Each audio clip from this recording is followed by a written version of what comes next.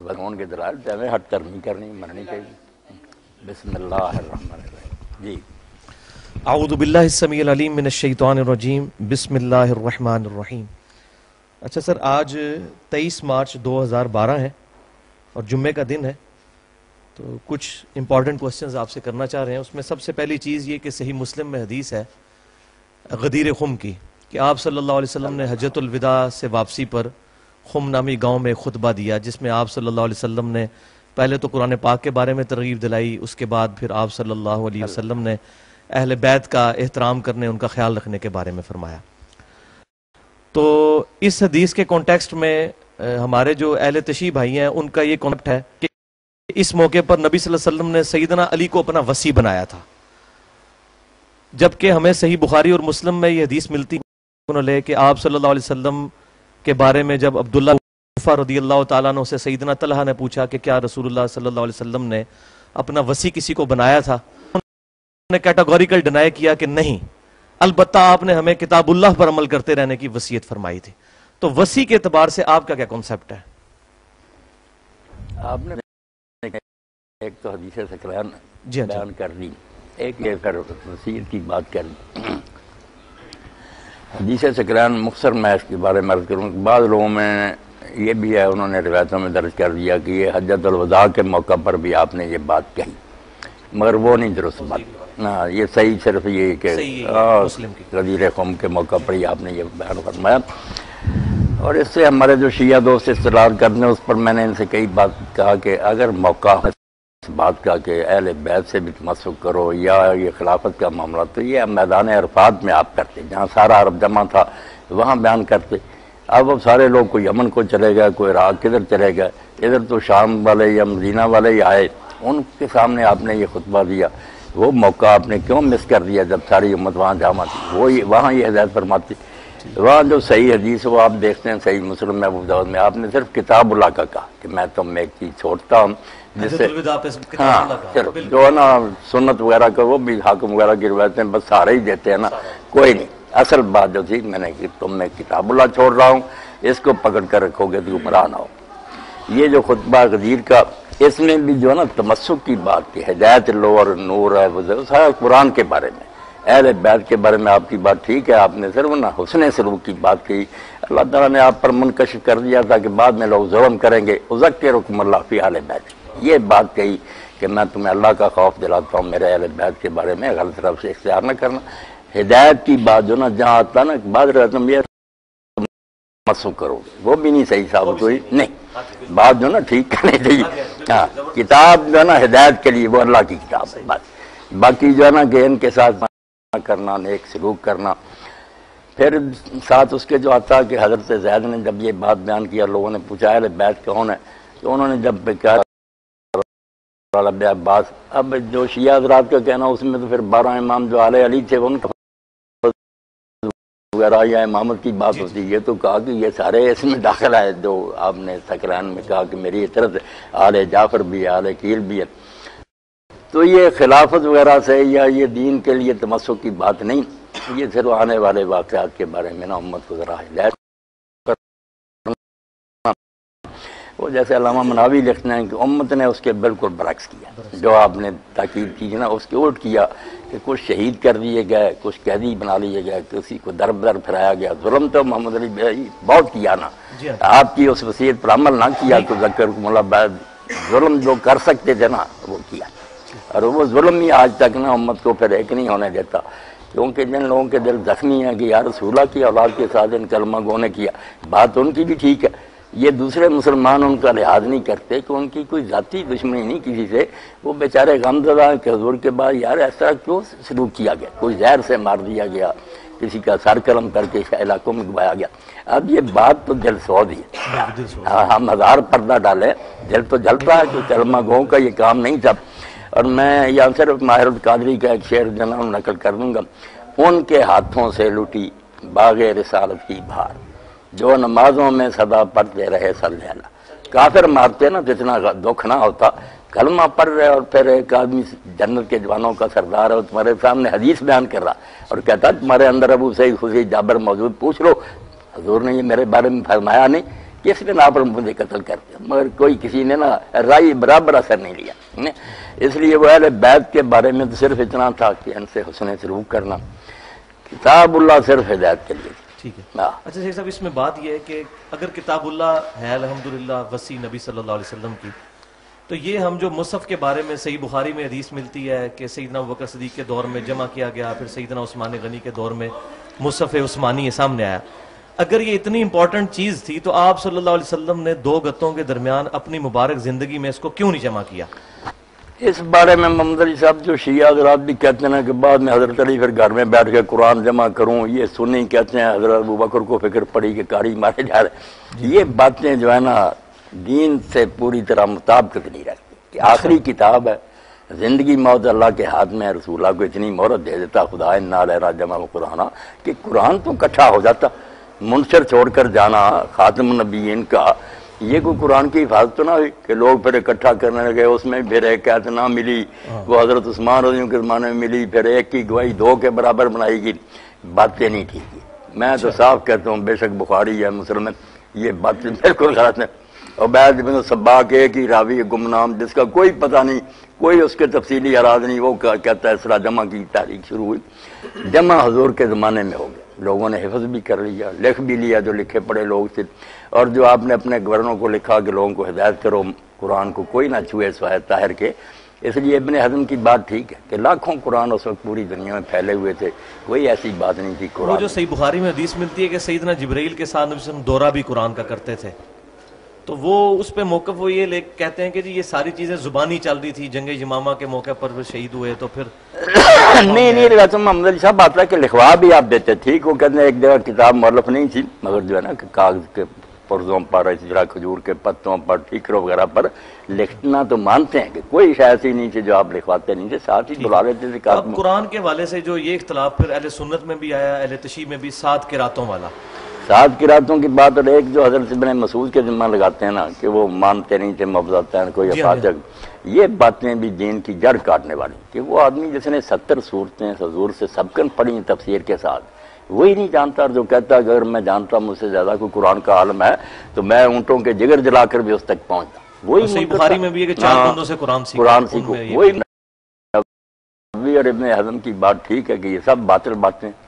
ان کے سے 2 قرات متواتر آ رہی ہے، اس میں یہ مبذتین بھی ہیں، فاتحہ بھی ہے، تو شیعہ سنی سارے میرے بھائی نا قرآن کے بارے میں شک ڈال رہے جو روایتیں ان کو دیوار پر مارتے۔ اچھا، قرآن ہی مشکوک ہوگا تو بات ہی رہی، آپ نے جب اعلان کیا کہ میں تم میں ایک چیز چھوڑ کر جا رہا ہوں ہدایت کے لیے، کتاب اللہ تو ٹھیک ہے، اچھا کتاب اللہ اس میں بالکل میں نے آپ کے بارے میں سنا ہے کہ آپ رجم کی سزا کے قائل ہیں۔ قائل۔ اچھا، اب مسئلہ یہ ہے کہ صحیح بخاری میں جو رجم کے بارے میں سیدنا عمر کا خطبہ موجود ہے کہ یہ آیات پہلے قرآن میں نازل ہوئی، ہم پڑھتے تھے، اور پھر بعد میں جو ہے وہ آپ کو پتہ ہے ڈیٹیل خطبہ نہیں، اس میں جو لوگ کہہ رہے ہیں کہ انہوں نے کہا قرآن میں تھی، قرآن نہیں لفظ میں، انہوں نے کہا کتاب اللہ میں، یہ بھی بات تھی۔ چلیں کتاب اللہ، کتاب اللہ دیکھتے نا آپ کو علیکم الکتاب کا یاد آتا، کتاب اللہ علیکم، وہاں شریعت مراد ہے کہ جو شریعت تھی نا، بے شک قرآن میں یا سنت میں شریعت میں یہ حکم اترا تھا کہ انسان اس کو سنگار کرو، تو اس کو یاد کرنا پڑھنا۔ اب جو آیت بتاتے ہیں نا وہ محمد علی صاحب نہیں، وہ آیت تو قرآن کا اسلوب میں نہیں بیٹھتی، اسلوب میں نہیں بیٹھتی، عجیب و غریب، پھر نہیں خلاف ہے نا مسلک کی،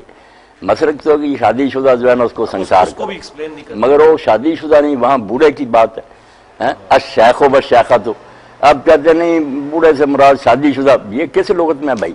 الشیخ و بالشیخۃ تو یہ ہے کہ بوڑھا، بے شک شادی شدہ ہو یا ساری عمر کمارا رہا، اس میں عبارت بوڑھے کی ہے، مسئلہ ہے شادی شدہ کا، تو نہ وہ مضمون اس کا صحیح ہے نہ کوئی۔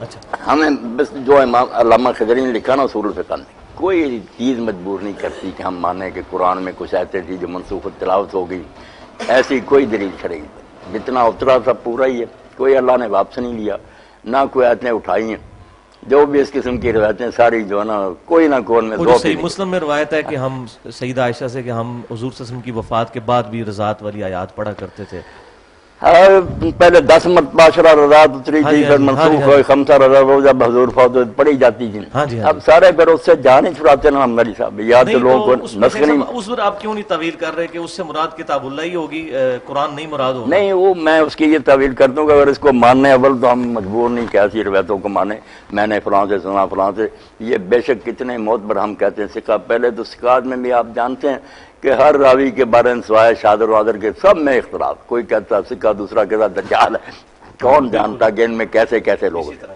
ہم کیوں کتاب اللہ کو مشکوک کریں جو مشرق سے مغرب تک پوری امت کے گھر میں تھی؟ اب مناظروں میں بے شک بحثیں کرتے رہیں، مگر سارے کافروں نے بھی ڈھونڈ نکالا کہ شیعوں کے گھروں میں خار کسی کے ہاں کوئی اور قرآن ملے نہیں، قرآن ایک ہی ملا سب کے پاس، اس لیے قرآن متواتر یقینی پکی ہے، اس میں کوئی شک نہیں۔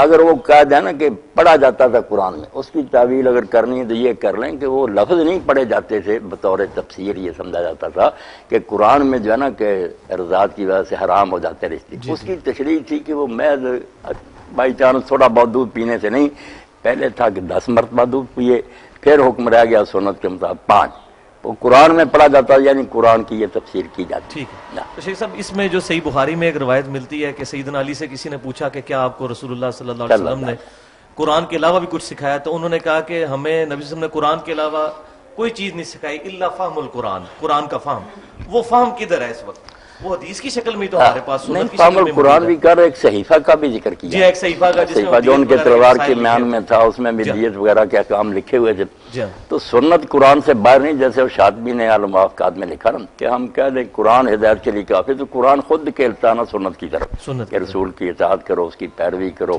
کتنے احکام ہیں، مثلا اذان کا ذکر آ گیا کہ جب اذا نودی للصلاۃ، دوسری جگہ نادیتم، مگر اس کا کوئی طریقہ کہ وہ کیا الفاظ ہیں، کس طرح کہا جائے، سنت سے پتہ چلا۔ حج کے اس طرح آ جاتا ہے کہ طواف کرو، اب کہاں سے شروع کریں، کتنے چکر لگائیں، تو سنت کی طرف تو جانا ہی پڑے گا، سنت کا انکار نہیں، مگر وہ کتاب اللہ میں ہی داخل ہے۔ ٹھیک ہے، لیکن اب سنت کے مسئلے میں مسئلہ ہے نا کہ اہل تشیع جو ہیں ان کی اپنی کتابیں ہیں، اہل سنت کی اپنی کتابیں ہیں، اور ایک دوسرے کی کتابوں کو پڑھنا، اور اس کو بلکہ کہا جاتا ہے اہل بدعت کی صحبت میں بیٹھنا حرام ہے، بد مذہبوں کی صحبت میں بیٹھنا حرام ہے۔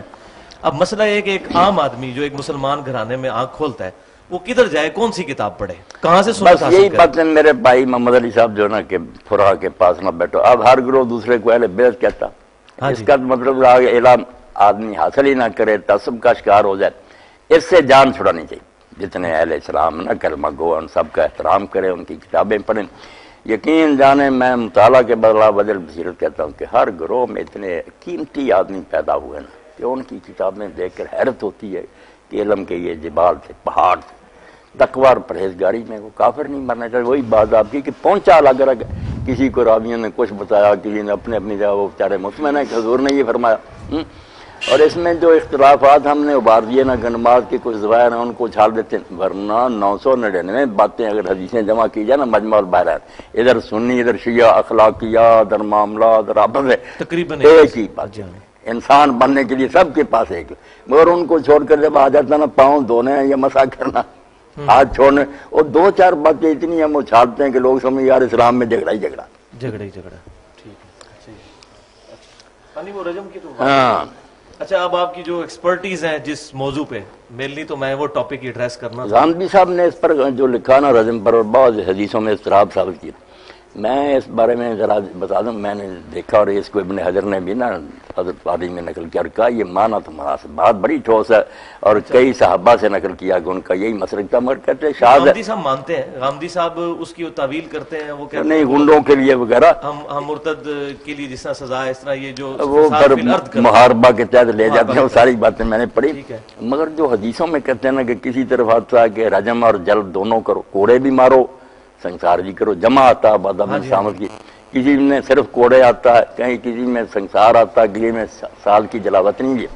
تو اس بارے میں بعض صحابہ کا بھی مطلب فتح الباری میں، اور شیعہ جو فقہ اس میں ہے نا، محمد علی صاحب بہت اچھے طریقے سے بات واضح کی اور سمجھ میں بھی آتی کہ جیسے جیسے جرم شدید ہوتا جاتا سزا بڑھتی جاتی۔ ایک ہے محض زانی اور زانیہ، ان کے ساتھ اور کوئی قید نہیں، صرف شاید جنا کیا وہ کموارے ہیں، ٹھیک ہے، ان کے لیے وہ قرآن پاک کی سزا۔ ایک ہے پھر اس کے ساتھ مل گیا زان المحصن کہ شادی شدہ ہے، اس پہ میں شادی شدہ کا پھر ہے کہ اگر وہ رخصتی نہیں ہوئی تو شیعہ اتحاد میں یہ ہے فقہ میں کہ اس کو سزا جو نا 1 سال جلا وطنی اور کوڑے. پھر تقریب عام بھی بڑھ گیا کہ وہ بیوی کو لے آتا، اور اگر بیوی جو تھی نا وہ موجود تھی مگر وہ وطن سے دور تھی وغیرہ، پھر جو رجم بنا یہ پھر بھی سزا نافذ نہیں ہوگی، کیونکہ رجم جس بنا پر ہے نا کہ حلال کا موقع ہے اور پھر اس نے حد پھلانگی، وہ بیوی پاس ہو اور کوئی رکاوٹ نہ، پھر وہ کرے نا، ورنہ شادی شدہ بھی ہوگا تو پھر رجم نہیں، وہ توڑے اور تقریب میں. سورۃ النساء میں ایک آیت ہے جس کو دلیل بنایا غامدی صاحب نے، حتیٰ یجعل اللہ لہن سبیلا، نہیں وہ ہم سے کون نہ پھر آدھی سزا دی جائے، جو شادی شدہ سے اس کو آدھی سزا دی جائے اگر لونڈی جو ہے وہ نہیں. یہ استدلال بھی پرانا خوارج کا، مگر یہ بات نہیں، کیونکہ وہاں جو شروع ہوتا ہے کہ اگر تم محسنات سے نکاح کی استطاعت نہیں رکھتے تو لونڈیوں کے ساتھ ان کے مالکوں کی اجازت سے نکاح. اب جو ہے کہ محسنات سے نکاح اگر مانا شادی شدہ کر لیں تو شادی شدہ سے تو نکاح حرام ہے. وہ فکرہ جو ہے نا کہ اگر تم میں استطاعت نہیں محسنات کے، اس سے پتہ چلتا ہے آزاد، کہ آزاد عورتوں سے نکاح کی اگر طاقت نہیں. یہی پھر مانا آ گیا کہ جب شادی ہو جائے لونڈی کے ساتھ اور ازنا کرے تو جو پہلے آتا نا کرے محسنات کے ساتھ نکاح کی استطاعت، وہاں جو مانا لیا تھا نا شادی شدہ، ہاں یہی نہیں بات ہی شروع یہ وہاں سے ہوئی. آپ کا کنسیپٹ میں اچھا وہ میں چاہ رہا تھا کہ آپ تھوڑا ایڈریس کر دیں جو آپ کی ایکسپرٹیز ہیں جس ٹاپک پہ، اس پہ اب میں باقی کوشچن کرنا چاہتا ہوں. ایک تو یہ بتائیے کہ ابھی عوام الناس کو کافی آپ کے بارے میں کنفیوژن ہے. جب میں نے بھی پچھلے سال 10 دسمبر 2011 کو حسینیت اور یزیدی والا لیکچر ریکارڈ کرایا تو مجھے لوگوں نے کہا یہ آپ مولانا صاحب کے شاگرد ہیں. نہیں کوئی پہلی ملاقات ہے. اچھا اب میں یہ چاہ رہا تھا کہ آپ کا جو عوام میں کنسیپٹ ہے وہ ذرا تھوڑا کلیئر کر کے آئے کہ آپ سیدنا معاویہ رضی اللہ تعالیٰ عنہ کو صحابی مانتے ہیں اور مسلمان مانتے ہیں، یہ ذرا کلیئر کر دیجیے. باقی ان کے اعمال ان کے ساتھ صرف یہ بات کلیئر کر دیجیے. محمد علی صاحب یہ باتیں جانا کیا کریں، اگر صاف کہتے ہیں پھر بھی لوگ خلاف ہوتے ہیں، نہیں کہتے پھر ہم اپنے ضمیر کے مجرم ہیں. اب صحابی کا ایک معنی دعا اس کے لحاظ سے تو آپ نے عبداللہ بن عبیر ان کے ساتھیوں کو بھی کہا، جب لوگوں نے کہا کہ انہیں اجازت قتل کریں تو آپ نے کہا تم چاہتے ہو کہ یہ پروپیگنڈا ہو جائے کہ محمد اپنے اصحاب کو قتل کر، یہ آپ نے پڑھا نا، آپ سے تو کوئی بات چھپی. اصحاب تو ان کو بھی کہا، لغت کے لحاظ سے تو صحابی تھے، ساتھ ہی تھے. مگر جب قرآن کہتا، حدیث کہتی ہیں کہ ان میں لوگ منافق بھی، منافقین کا وجود تو بالکل مسلمہ. اب ہم اپنی مرضی سے کہہ دیتے نا یہ منافق نہیں تھا، وہ منافق، اور منافق بھی صرف ہمارے پاس عبداللہ بن ابی رہ گیا، ورنہ جنگ احد میں جو 300 واپس آیا تھا، اور اس کے بعد جو اسلام پھیلتا گیا زیادہ ہوتے گئے لوگ منافق، روب کی وجہ سے دب گئے. اور آخری سورہ میں بھی اللہ تعالیٰ فرماتا توبہ میں کہ مدینہ اور منافق ہیں، اللہ تعالیٰ اے نبی تو بھی نہیں جانتا، ہم جانتے. تو اس لیے ہم کس طریقہ سے فیصلہ کر سکتے ہیں کہ یہ آدمی جو ہے صحابی ہے آپ کے دور کا، بظاہر اس نے اسلام قبول کیا، مگر جیسے آتا کہ تم یہ کہو اسلام لائیں، یہ نہ کہو ایمان لائیں، ایمان نہیں تمہارے دلوں میں داخل ہے. یہ سارے فیصلے علامہ الغیوب کے کرنے کے اندر سے کون کیا تھا، جو کام کیے کسی نے، ہم کفر ایمان چھوڑے ان کا احترام بھی کریں، کیوں برا بلا کہیں، ہمیں کوئی حق نہیں، نہ کوئی فائدہ ہی. تلک امۃ قد خلت لها ما کسبت ولکم ما کسبتم. نہیں اس کو بھی محمد علی صاحب لوگ غلط استعمال کرتے ہیں نا، امام احمد کے ذمہ لگاتے ہیں، ابن کثیر بھی لکھتا ہے کہ ان باتوں میں نہیں پڑھنا جو گزر گیا. یہ بات نیکوں کے بارے میں، یہ نہیں کہ برے لوگ جو ان کے برائی کا تذکرہ نہ کرو. یہاں ابراہیم، اسماعیل، اسحاق وغیرہ کے حوالے دے کے نا یہودی کہتے تھے کہ ہمیں ان کی نیکیاں کافی ہیں، ہم ان کی اولاد مقصال. دونوں جگہ یہ آتا ہے کہ وہ لوگ جو تھے نا انبیاء وہ گزر گئے، اسی لیے لہا ہی آیا، لکم لہا، علیہ نہیں آیا کہ جو گناہ انہوں نے کیے ہیں وہ ان پر نہیں، گناہ کی بات نیکی ہے کہ جو نیکیاں وہ کما گئے انہیں ملیں گی، جو فائدہ نہیں ہوگا ابراہیمی. ہاں بس یہ فائدہ کی بات. بروں کے واقعات تو قابیل سے اللہ نے شروع کیے ہیں، آپ خود قرآن پڑھ دیا بروں کے تذکرے سے. اگر یہ بات بری ہوتی کہ جو مر گیا چھوڑو تلکا امتن، کیوں اللہ یہ موقف غلط ہے. خیر غلط. اچھا لیکن اہل سنت نے متفقہ طور پر جو ہے وہ سیدنا معاویہ کو صحابی کے طور پہ ڈیل کیا ہے، ان کی احادیث بھی لی ہیں اپنی کتابوں میں. حدیثیں لی، حدیث کے بارے میں تو میں بھی کہتا ہوں کہ بصر ہو، معاویہ ہو، کوئی ہونا، ان سے کچھ جو جی چاہے ہمارے صادر ہوئے ہیں. مگر یہ علماء نے پورا استقصاء کیا، ڈھونڈا کہ کسی نے حدیث بھی وضع کی ہے، اس جرم سے اللہ نے بچا رکھا ہے. شیعہ لوگ کہتے ہیں سمرہ سے نہ اتنے پیسے دے کر معاویہ نے حدیث بنوائی، دکھائی آج تک نہیں کہ وہ کہاں ہے سمرہ کی بنائی ہوئی. ابو ہریرہ کہتے ہیں گھر سے میں یار کوئی نمونہ دو نا، وہ بیچارے تو ان کے خلاف بولتے رہے بولتے رہے اس تو یہ بہتان نہ لگاؤ، غلطیاں ہوئی ہیں بسم اللہ، مگر حدیث نہیں کسی نے بتائی۔ اس لیے صحابہ تو کل موجود ہے، اس حد تک بالکل جیسے شاہ ولی اللہ شاہ عبدالعزیز کی روایت حدیث میں سب موت پر ٹھیک ہے۔ آ جائیں نیچے کے راوی دیکھیں، صحابی آ گیا، حدیث نہیں اس نے گھڑی، پھر حدیث مان آپ چونکہ ایک خاص حدیث میں مانتا ہوں، ہر ایک کی مانتا ہوں، حدیث میں کوئی شک شیخ نہیں۔ صاحب آپ ایک خاص مکتبہ فکر کے ظاہر پلیٹ فارم سے ایک بات کرتے ہیں، اگرچہ آپ کی نیوٹرل بات ہے لیکن میری بات نیوٹرل ہے، لیکن کسی نہ کسی درجے میں اہل یہی حدیث کہتے ہیں نا مسئلہ۔ جی ہاں، اب مسئلہ ہے کہ آپ امام ابن تیمیہ کو بھی کوٹ کرتے ہیں اپنے اس میں۔ بہت اچھا، شیخ اب الاسلام مسئلہ یہ ہے سمجھ کہ جائیں۔ امام ابن تیمیہ کو میں نے بھی اسٹڈی کیا ہے، ان کے مجھے بھی کئی نظریات میں ایسی خرابیاں نظر آئی ہیں، اور بعض اوقات آپ کو بھی اندازہ ہوا ہوگا، بعض اوقات جب وہ شیعہ کے رد میں لکھتے ہیں تو بعض اوقات ناسبیت کی بو آتی ہے ہم سے، سیدنا علی کے فضائل پہ وہ بعض اوقات صحیح حدیث کو ضعیف کرنے کی کوشش کرتے ہیں۔ تو آپ کا امام ابن تیمیہ کے بارے میں کیا کنسپٹ ہے کہ وہ اہل سنت میں؟ یہ میرے پاس ایک کتاب جو آئی نا سعودیہ سے، وہ آپ کو بھی پھر مہیا کر دیں گے، اس کا فوٹو اسٹیٹ، لم یکن ابن تیمیہ ناسبیا، انہوں نے ان کی صفائی دیا کہ بالکل انہوں نے نا حضرت علی صاحب کو ان کا مقام صحیح دیا، خلیفہ راشد مانا، جو ان سے لڑے ان کو ناک سمجھا۔ باقی وہ مناظرہ میں تو آپ دیکھتے ہیں نا، ہوتا نا کبھی آدمی جذباتی ہو جاتا۔ میں نے بھی پڑھا انہوں نے مطلب ناسبیوں کا رد کیا، رد کیا، چلو ٹھیک ہے۔ اچھا اب یہ بتائیے کہ یہ جو صحیح بخاری آدمی بہت بڑے تھے، ہاں جی کوئی شک نہیں علم و فضل میں صحیح بخاری اور مسلم کی متفق الحدیث ہے کہ میرے صحابہ کو برا مت کہو، تم میں سے کوئی احد پہاڑ کے برابر بھی سونا خیرات کر دے تو 600 گرام مد ان کی اس کے آدھ کو بھی نہیں پہنچ سکتا۔ یہ حدیث جو ہے یہ امتیوں کے لیے کہ سیدنا معاویہ کے لیے بھی تھی کہ جن کے دور حکومت میں جمعے کے خطبوں میں سیدنا علی کو گالیاں نکالی جاتی رہی ہیں، تو یہ حدیث کیا ہم سب کے لیے کہ ہم ان کو برا نہ کہیں کہ صحابہ کرام علیہم رضوان کے لیے بھی ہے؟ اس کا جو پس منظر آپ دیکھتے ہیں نا کہ حضرت عبد الرحمن بن عوف رضی اللہ تعالیٰ عنہ کو حضرت خالد بن ولید نے گالیاں دی، گالیاں انہوں نے دی، یہ پورا ٹکڑا نہیں پڑھتے، خالد نے گالیاں دی حضرت عبد الرحمن بن عوف کو، معاملہ حضور تک پہنچا۔ تو آپ نے خالد اور ان لوگوں کو نہیں، اس لیے امام نووی کہتے ہیں کہ اس حدیث میں جو کہا نا صحابہ کو بڑا گناہ کو، یہ مخصوص صحابی جو صلح حدیبیہ سے پہلے ایمان لائے تھے، ورنہ خالد بھی صحابی تھے۔ آپ نے کہا تم میرے اصحاب کو بڑا نہ کرو، تم میں سے اب سون بہت پہاڑ، اس کا خطاب جو تھا نا صلح حدیبیہ کے بعد والے مسلمانوں سے تھا، وہ عام مانوں میں تو وہ بھی صحابی تھے، مگر آپ نے اس میں خاص کہا کہ جن کو تم گالیاں دے دو سابقون کو، ان کے برابر تم اب ہو سکتے ہو۔ ہمیں بھی حکم بعد میں ٹھیک ہے پہنچ گیا، ہم پر بھی لاگو، مگر مخاطب اس کے حضرت خالد اور ان کے ساتھی تھے کہ تم برا کہتے ہو۔ اچھا صحیح بخاری میں ایک روایت ملتی ہے جس میں غزوہ خندق والے چیپٹر میں کہ سیدنا معاویہ رضی اللہ تعالیٰ عنہ جو ہیں عبداللہ بن عمر کی طرف کنایا کر کے بات کرتے ہیں کہ تم میں سے جس شخص کو خلافت کی خواہش ہے وہ اپنا سر اٹھائے، میں اس کے باپ سے بھی زیادہ خلافت کا حقدار ہوں۔ اچھا اب استغفر اللہ واتوب الیہ، سیدنا عمر کے بارے میں اتنا زیادہ سخت الفاظ جو سیدنا معاویہ کے زبان سے نکلے، اس کی وجہ کیا تھی؟ ان کا تو مسئلہ ہونا چاہیے تھا تحکیم کے مسئلے میں عبداللہ بن عمر کے ساتھ، حضرت عمر کو انہوں نے کیوں تختہ مشق بنایا ہے اس مسئلے میں کہ میں تیرے باپ سے بھی زیادہ خلافت کا حقدار ہوں؟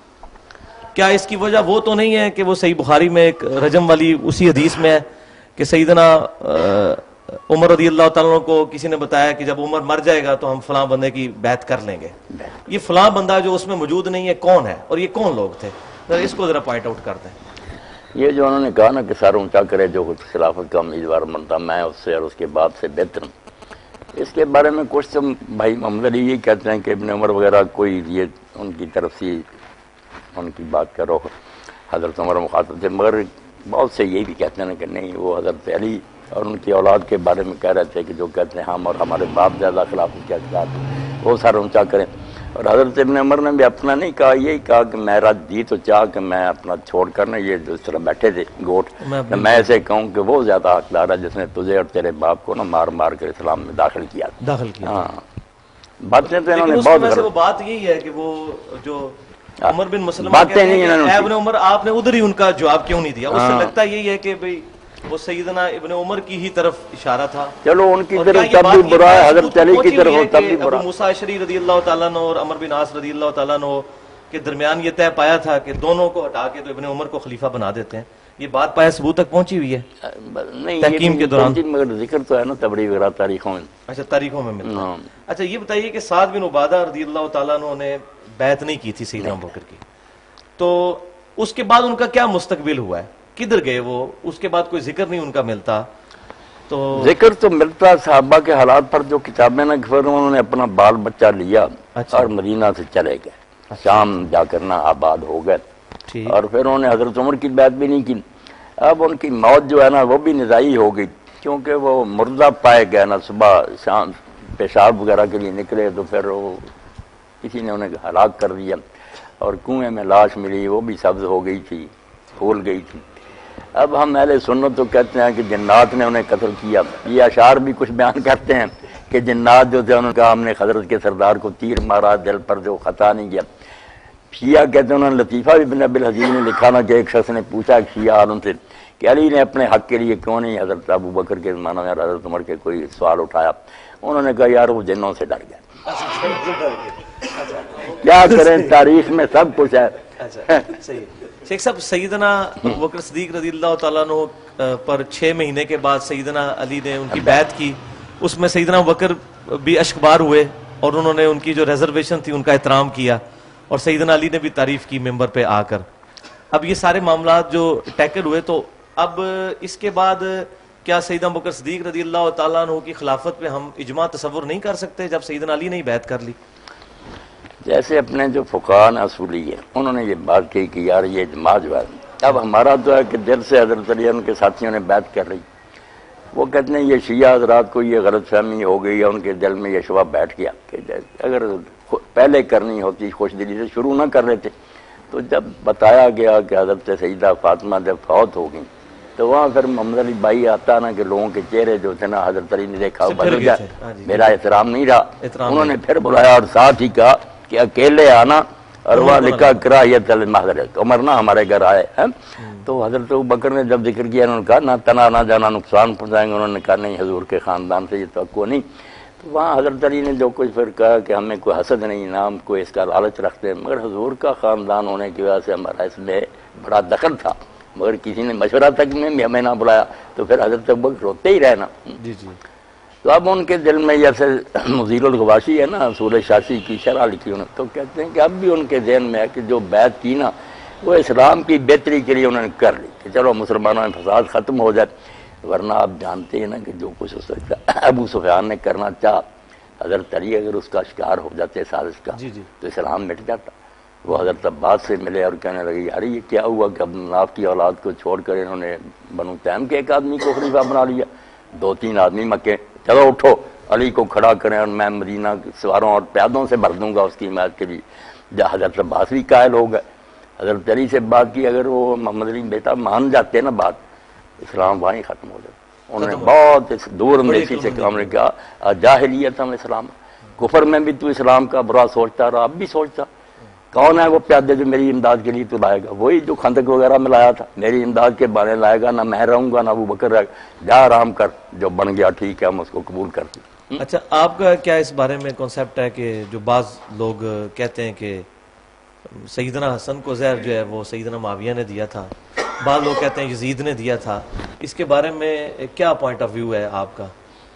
آپ دیکھتے ہیں کہ اس طرح کی سازشوں کے ثبوت تو نہیں ہوتے کہ لوگ بیان کرے کہ ہمیں تو ویسے ملتی ہیں کہ ان کو زہر دیا گیا زہر تک تو ہے، یہ تو سب نے لکھا ہے کہ ماتا مسمومن شہید ہوئے وہ زہر سے، اور یہ بھی ہماری اتنی بڑی شرح ہے انور معبود، اس میں وہ لکھتے ہیں کہ یہ جعدہ بنت اشعث نے یزید بن معاویہ کے اشارہ سے یہ کہا، ان کی ایک بیوی نے۔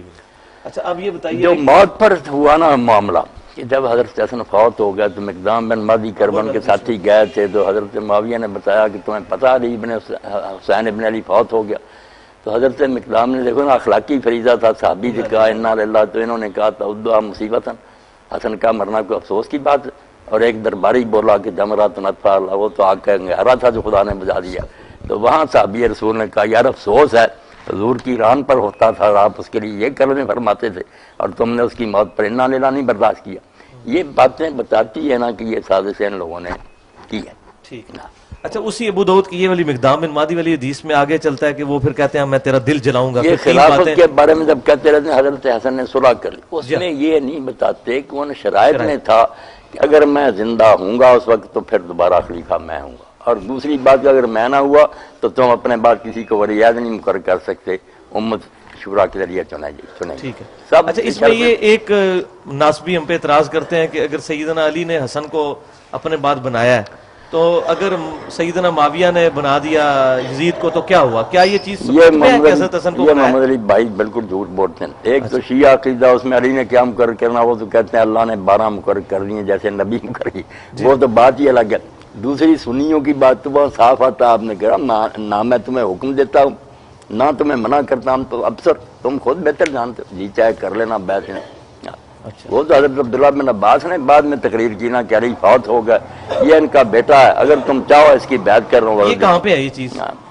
یہ حاکم میں ہے. ہاں اس لیے نا کوئی نہیں انہوں نے مقرر کیا، جھوٹ بولتے ہیں. اچھا یہ بتائیے کہ یہ پھر جو اب یہ جو بخاری مسلم میں 12 خلیفوں والی حدیث ملتی ہے، یہ 12 خلیفے کچھ ناسبی تو وہ ان کو گننا شروع کر دیتے ہیں، بعد میں بنو امیہ کے خلیفوں کو بھی. اہل تشیع کا کنسیپٹ ائمہ کی طرف جاتا ہے. یہ امت کو یہ حدیث کیسے سمجھ آئے گی یہ 12 خلیفہ کون ہے؟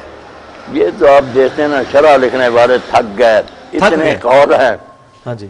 آخر میں کوئی کہہ دیتے ہیں متشابہات میں سے، مگر خلیفہ جو ہے نا یا عمرا اس میں پھر نا شیعہ حضرات والے ائمہ جو نا بہت چوٹی کے لوگ ہیں، لیکن حکومت نہیں، وہ حکومت نہیں ملی. ان میں سے حضرت امیر المومنین علی ہیں، بعد میں حضرت حسن ہیں، پھر امام مہدی ہو سکتے ہیں. درمیان میں کوئی نہ حاکم وقت نہیں ہوا. لائق بے شک وہ خلافت کے دوسروں سے زیادہ عمر نہیں نا ان کو فی الواقع ملی، اس لیے وہ تو مراد نہیں. دوسرے جو ناسبی لیتے ہیں کہ لگاتار، اس میں وہ پھر کہتے ہیں ناسبیوں کو دفع کریں، مگر جو اہل سنت میں سے قائل ہے نا کہ لگاتار یزید بھی آگے، یہ ہمارے شیعہ دوست دکھاتے ہیں، یہ دیکھو مولا علی قاری نے شرح فقہ نے یزید کو بھی لکھا. بھائی انہوں نے لکھا، ساتھ ہی کہتے ہیں ظالم ہے، بے ایمان ہے، فاسق ہے. وہ کب نیک کہتے ہیں؟ وہ کہتے ہیں اس حدیث میں ان کی مدح نہیں آئی خلیفوں کی، صرف ان کا جو پیریڈ ہے نا وہاں تک کہا کہ اسلام کا غلبہ ہوگا. بعد میں جو نا روب جاتا رہے گا. وہ ٹھیک ہے جب انہوں نے بنو امیہ نے خود ہی آپس میں ایک خلیفے کو قتل کر دیا، 2 حکومتیں بن گئی، عباسیوں کی الگ، اسپین میں ان کو بنو امیہ کی، پھر مسلمانوں کی وہ طاقت نہیں رہی. وہ کہتے ہیں ان امیروں کی کوئی مدح کا کلمہ آپ نے نہیں کہا، ان تک اسلام جو ہے نا اس کا غلبہ رہے گا، دنیا پر اس کا روب رہے گا. اور جو شاہ ہے نا ابن کثیر اور امام ابن زین ان کا ہے کہ قیامت تک 12 ہوں گے عادلی خلفائے راشدین، مگر لگاتار نہیں 12. آخری جو ہے نا امام المہدی ہوں، امام ابن تیمیہ اور امام ابن کثیر، یہ دونوں اس کے بڑا اچھا ہو گیا کہ یہ 12 ہوں گے بھی عادل اور متقی، مگر کچھ ہو گئے اور آخر میں جا کر امام مہدی. انہوں نے نہیں یہ معاویہ کو بھی نہیں شمار کیا نا یزید وغیرہ. البدایہ والنہایہ اور منہاج السنہ. اچھا ایک یہ بڑا اس میں خطرناک کوسچن ہے کہ جو صحیح بخاری میں عمار بن یاسر کے بارے میں حدیث ہے، اس میں الفاظ بڑے سخت ہیں کہ عمار ان کو جنت کی طرف بلائے گا، وہ عمار کو دوزخ کی طرف بلائے گا. وہ دوزخ کیا ہے؟ اس کی کیا تعویل ہو سکتی ہے؟ اب ایک طرف ہم وہ صحیح بخاری کی حدیث لیتے ہیں کہ نبی صلی اللہ علیہ وسلم نے فرمایا یہ میرا بیٹا سید ہے، اس کی وجہ سے 2 مسلمانوں کے گروہوں میں صلح ہو جائے گی. تو مسلمان کے بارے میں تو ہمارا عقیدہ ہے اس نے الٹیمیٹلی جنت میں جانا ہی ہے. وہاں وہ پڑھتے ہیں دوزخ کی طرف بلائے گا. کیا وہ راستہ دوزخ ہے؟ یہ واقعی دوزخ ہے؟ یہ کیا اس کی تعویل کریں؟ نہیں، اگر یہ بانے مسلمانوں کے 2 گروہوں کی صلح کرائے گا بالکل ٹھیک ہے. دونوں گروہ مسلم ہی کہلاتے تھے نا، مگر مومن تھے دونوں، یعنی اندر سے جیسے لما یدخل ایمان. کون جانتا کہ مسلم ہے؟ مسلم تو سب مانتے کہ بازار وہ کلمہ بھی پڑھتے تھے، نمازیں سو کارڈ تو سے مسلم کہہ رہا ہے. دوزخ کی طرف بلاتے ہیں. آج تازہ بھی کتاب آئی، کل ہی دیکھے گا مجھے، وہ ایک ڈاکٹر سے نا عرب کے، انہوں نے لکھی ہے حضرت علی علیہ السلام پر 1200 صفحے کی ہے، مگر وہ جان چھڑانے کے لیے ساری جنگوں میں کوشش کرتا، مگر حق غالب ہے. یہ مانتا ہے کہ جنگ میں بھی حق علی کے ساتھ تھا، صفین میں بھی. یہ حدیث بھی لکھی انہوں نے کہا جو تعویل امیر معاویہ نے کی کہ قاتل وہ جو ساتھ لایا بالکل باطل ہے، قاتل یہی ہے اور وہی جھوٹے ہیں، اور ان پر یہ حدیث نہیں. وہ تو بلکہ ایک حدیث بڑی خطرناک مل گئی ہے مسند امام احمد میں، شعیب ارنوت نے بھی صحیح کہا ہے اس کو کہ وہ عبداللہ بن عمر بن عاص کے بارے میں سیدنا معاویہ کہتے ہیں عمر بن عاص کو کہ اس پاگل بچے سے میری جان کیوں نہیں چھڑاتا، یہ میرے سر پہ ہی چڑھا رہتا ہے کہ مار قتل ہو گیا، تو ہمارے ساتھ کیا لے رہا ہے، پھر جا علی کے ساتھ جا کے شامل ہو. تو ان کا میں اس لیے شامل ہوں کہ مجھے نبی صلی اللہ علیہ وسلم نے فرمایا تھا اپنے باپ کے ساتھ. تو وہ تو کلیئر ہو گیا کہ سیدنا معاویہ سے یہ معاملہ ہوا ہے. نہیں انہوں نے نہیں قتل کیا. اچھا وہ ابو الغادیہ کا نام آتا ہے اور مسند امام احمد میں مسند ابی غادیہ موجود ہے، اب ہمارے اہل سنت یہ کہتے ہیں وہ صحابی ہے، اس سے حدیثیں لی ہوئی ہیں صحابیاں- احمد بن حنبل نے، صحابیاں اور آپ بلکہ- کہہ رہے ہیں کہ عمار کا قاتل جو ہے وہ دوزخی ہے. دوسری قاتل ہوا طالب فنار. اچھا اور یہ ابن حزم وہ بھی لکھتا نا کہ ابو الغالیہ اصحاب بیت رضوان میں بھی تھا. رضوان میں ہاں مگر یہ کام اسی نے کیا قتل کا. نہیں ادھر، لیکن وہ دوزخی والی جو ہے کہ عمار کا دوسری والی کی جو اگر ہم کچھ بچانا چاہیں تو کوئی بات نہیں. بہت سے کام نا جن کے لیے آپ نے فرمایا کو کرمار کی طرف بلاتا ہے، جوا کھیلے وغیرہ دوزخ کی طرف دعوت دیتا، تو کام دوزخیوں والے ہیں. باقی اس کے دوسرے اعمال کی وجہ سے یہ اللہ اپنی رحمت سے اگر معاف کر دے، گنجائش کی اس کی کیا اہل سنت کئی میں کاموں پر آتا نا کہ یہ ٹھیک کام کفر کے ہیں یا جاہلیت کے ہیں. یہ بخاری مسلم میں تو ملتا ہے کہ 70,000 جو لوگ ہیں میری امت سے بغیر حساب و کتاب کے جنت میں جائیں گے. کیا یہ بھی کہیں کسی حدیث میں ملتا ہے کہ تمام صحابہ جو ہیں وہ ڈائریکٹ جنت میں جائیں گے، کسی کو دوزخ کا پھیرا نہیں لگے گا؟ نہیں، یہ جو ابن حزم وغیرہ نے عقیدہ بنا لیا نا کہ سارے جو ہے نا جنتی ہیں، یہ اس کی کوئی دلیل نہیں. کیونکہ 70,000 سے تو زیادہ ہی قرآن میں ان کی مزہ بھی بڑی ہے. جی، جو جی. کبھی کبھی کوتاہیاں ہوئی وہ بھی قرآن بڑا پڑا. اب آنکھیں بند تو نہیں کرنی چاہیے، بشری تھے، کئی موقع پر اللہ نے ٹوکا. جی. جنگ احد میں دوڑ گئے تو اللہ نے اساتم رسول کہا کہ تم نے رسول کی نافرمانی.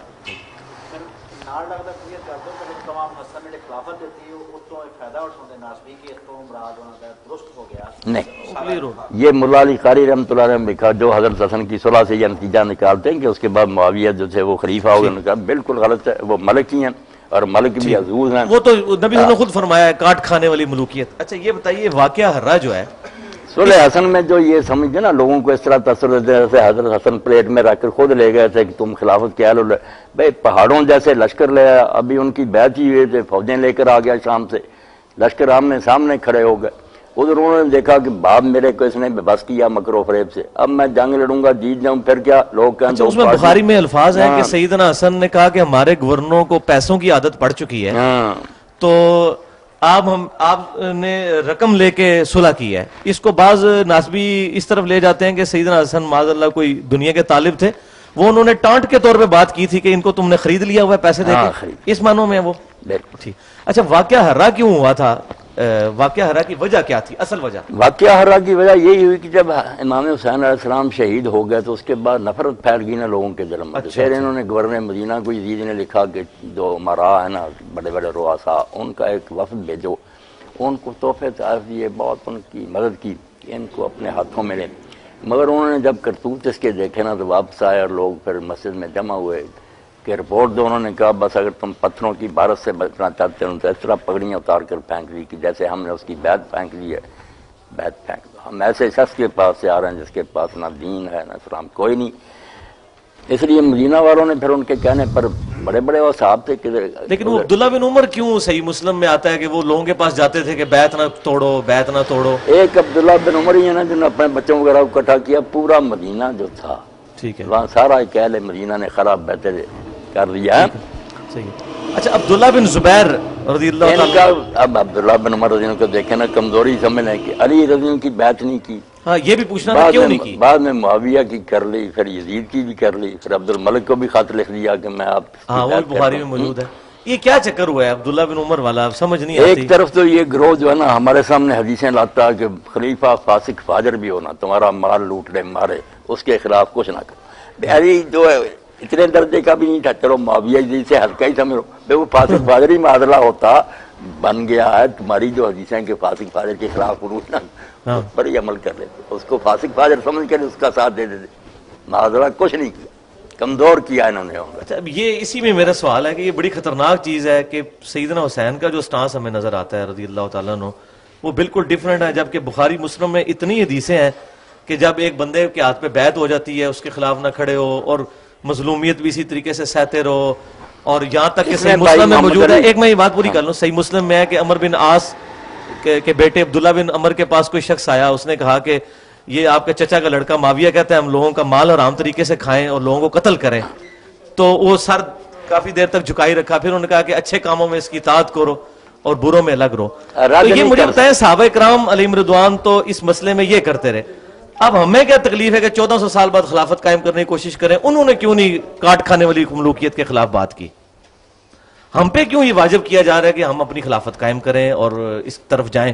صحابہ کرام ہزاروں کی تعداد میں موجود تھے تزکیہ نفس والے، ان سے تو کام نہیں ہوا کہ وہ ہٹا سکیں یزید کو، اور وہ لوگ اس وقت اپنی جانیں بچانوں کے چکر میں جس میں بھی تھا مصلیحت کا شکار ہوئے. تو ہم سے کیوں ایکسپیکٹ کیا جاتا ہے کہ ہم جناب اپنی جانیں سولی پہ لٹکا دیں؟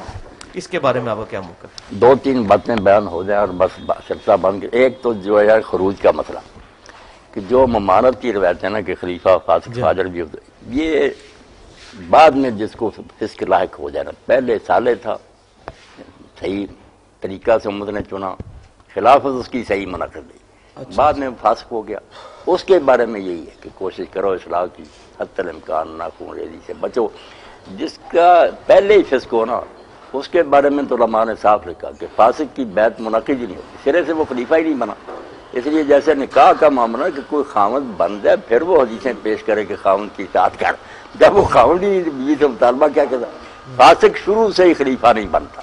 اچھا، جو صالح ہے جس کی بیعت امت نے بالکل رضامندی سے کی ہے، وہ بعد میں بدقسمتی سے فاسق ہو جائے پھر وہی ہدایت ہیں کہ حتی الامکان اصلاح کی کوشش کرو، بغاوت سے بچو. باقی جو صحابہ نے نہیں کیا وہ آپ دیکھ لیں. میں نے وہ جال ہمراہ میں لیکچر دیا، آپ نے سن ہی لیا ہوگا. میں نے کہا لوگ جو حضرت امام حسین کا شروع کرتے ہیں نا ولی یزید سے، بات نہیں واضح ہوتی. تاریخ میں یہ بڑا فریب ہوا ہے کہ لوگوں نے حضرت معاویہ کو چھپا لیا، پھر ہر وقت کہتا ہے یار جب سسٹم ٹھیک تھا تو یزید برا بھی تھا، پھر کیا ہوا. اگر 20 سالہ دور کو ہم دیکھیں نا کہ حضرت علی کی حکومت کے بعد اس نے کیا کیا، حضرت حسن کی دست برداشت. اور میں نے تو صلح حسن پر بھی خطبہ دیا کہ وہ کیا ہی آپ نے اس لیے تھا کہ اس نے جو ڈھونگ رچا لی نا حضرت عثمان رضی کے قصاص کا، اس سے امت میں بہت بڑے لوگ مغالطے کا شکار ہو گئے کہ باقی یار وہ چچا کا بیٹا خلیفہ مظلوم شہید ہوا، قصاص نہیں لیا گیا. آپ نے فری ہینڈ دے کہ اس کے چہرے سے نقاب پھر ہی اترے گا، پورا موقع دو. امت نے دیکھ لیا، نہ قصاص کسی نے پھر وہ مسئلہ اٹھایا، نہ قاتل کوئی اس پر کوئی عمل اٹھایا. اور بعد میں نماز، زکوٰۃ، حج جو عبادتیں ہیں نا ان کو بھی اصل حالت پر نہیں رہنے دیا. اتنی تبدیلیاں کی کہ لوگ روتے، مگر وہ جبر اتنا تھا کہ کوئی چارہ نہ رہا. حضرت امام حسین رضی اللہ عنہ جو بے صبر ہو گئے نا، حالات سب جانتے تھے کہ میرا باپ بے بس ہو گیا، حسن نے حکومت چھوڑ دی، مجھے کیا حمایتی ملیں گے. اگر کوفہ اپنے وعدے پر بھی رہتا تو ایک کوفہ جو تھا وہ محمد علی سارے ملکوں کا مقابلہ کر سکتا تھا. یہ باتیں واضح تھی. اور اپنے نانا سر چکے تھے کہ تیری موت جو ہے نا وہ تاف میں ہوگی، وہ اپنی منزل کی طرف جا رہے تھے، مگر انہوں نے احتجاج کا راستہ اختیار کیا بجائے لوگوں کو اکٹھا کرنے کے نا. جو آ جاتے تھے ان کو بھی کہتے یار میرا ساتھ دے کر تم نے کیا لینا، میں تو موت کی طرف سفر کر رہا ہوں. یہ صاف کہہ دیتے تھے، کسی سیاسی لیڈر کی طرح دھوکہ نہیں دیا کہ نہیں بڑی کام نہیں، صاف کہا کہ تم کیوں میرے ساتھ کرتے ہو. اسی لیے لوگ پھر ہٹتے جاتے تھے. انہوں نے بالکل نہ کہ میں مظلوم بن کر اپنے بچوں اور بہنوں کو ساتھ لے کر کھڑا ہو جاؤں. یہ امت سوچے کہ ابھی حضور کو قبر میں گئے 50 سال ہوئے اور یار کیا قیامت آ گئی کہ فرزند رسول جو ہے نا اپنا گھر چھوڑ کر نکلنے پر مجبور ہوا. اس لیے کوئی جنگی تیاری نہیں کی، کوئی سیاسی خطبے نہیں دیے، بس مظلوم بن کر وہ میدان میں کھڑے ہو گئے کہ میرے ساتھ جو کرنا کر لو، تم نے اسلام کا راستہ چھوڑ دیا، یہ دین کا راستہ نہیں جس پر تم چل رہے. اور اس کی برکت ہے محمد بن مائی امت پوری نے نا ٹھیک ہے صحابی مانا جو حضرت معاویہ کے دور کو خلافت راشدہ نہ تسلیم کسی نے بھی نہیں مانا، یزید کے دور کو کسی نے خلافت نہیں مانا. یہی ہے کہ یہ لوگ متسلط سے غالب آ گئے تھے، کوئی ان کو صحیح خلیفہ نہیں.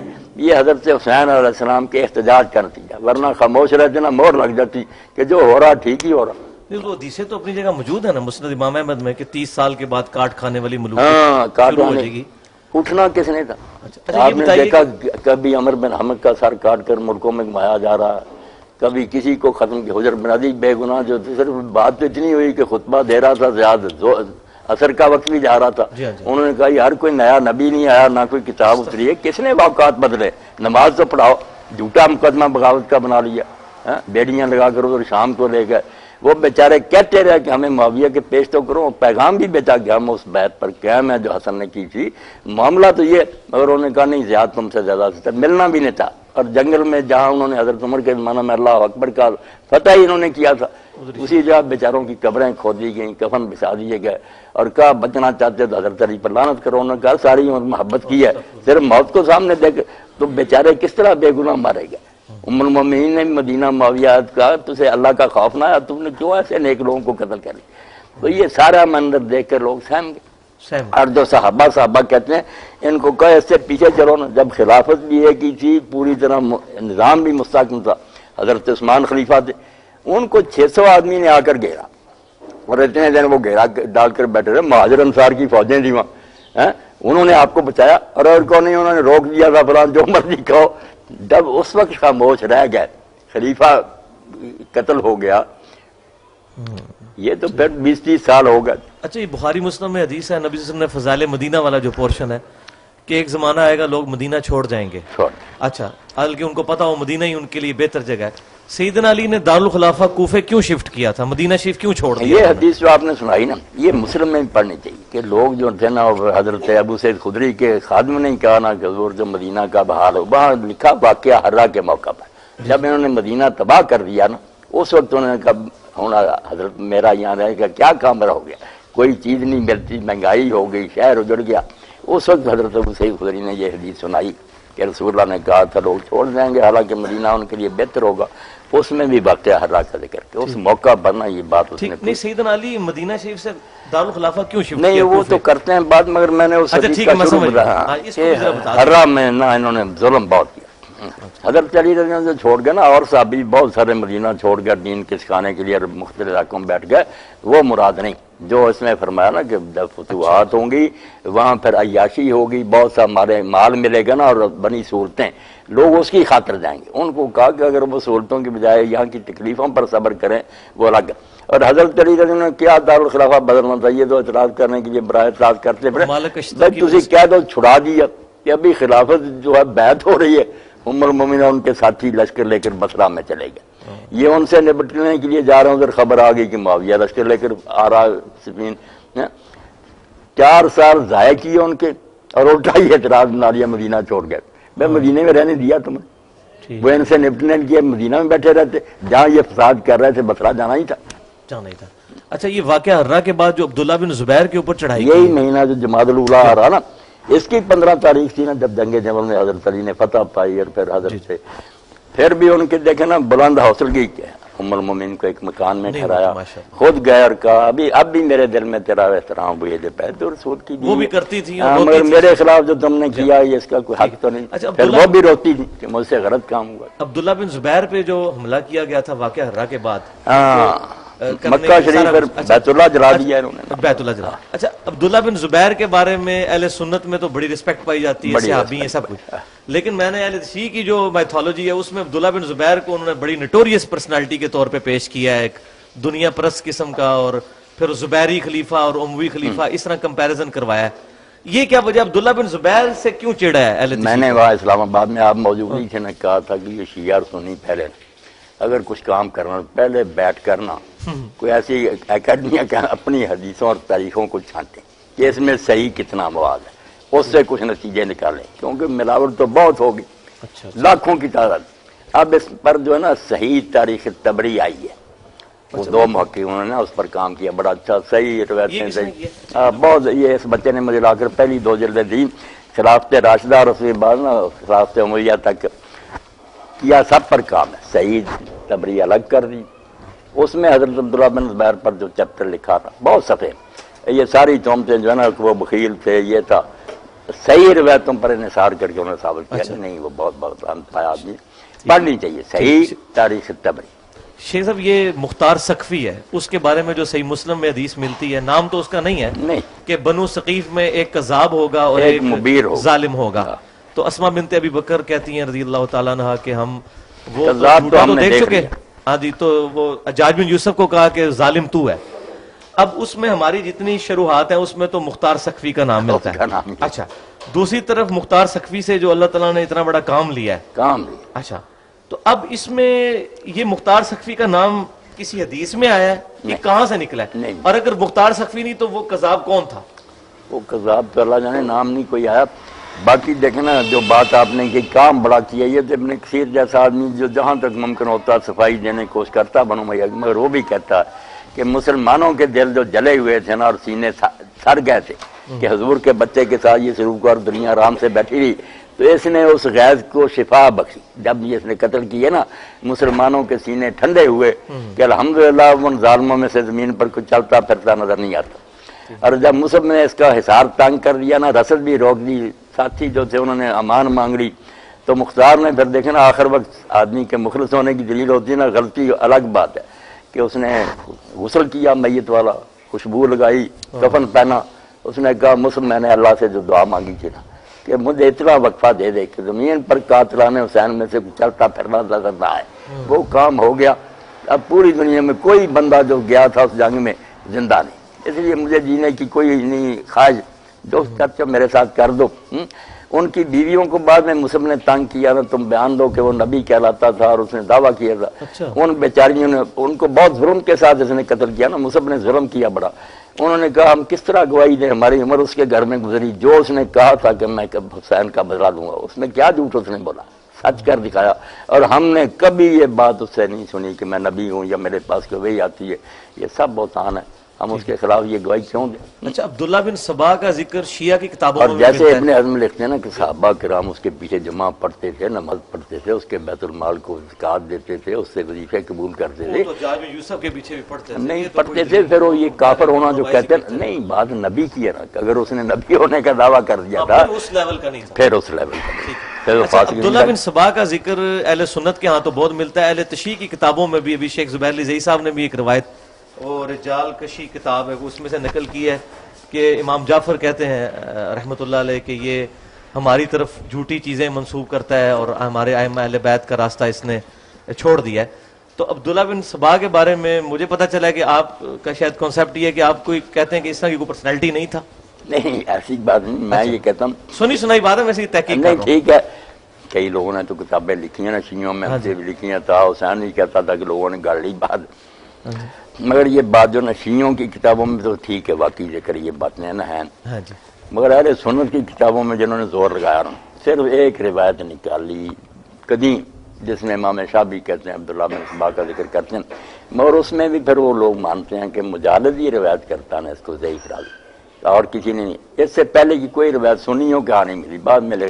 اور اسی لیے آپ دیکھتے ہیں نا حدیث کی کتابوں میں حضرت عثمان کے فتنہ کے بارے میں بہت کچھ لکھا, مگر عبداللہ بن سبا کا نام صحاح میں یہ کہیں نہیں آتا کہ ادھر تو کہیں نہیں.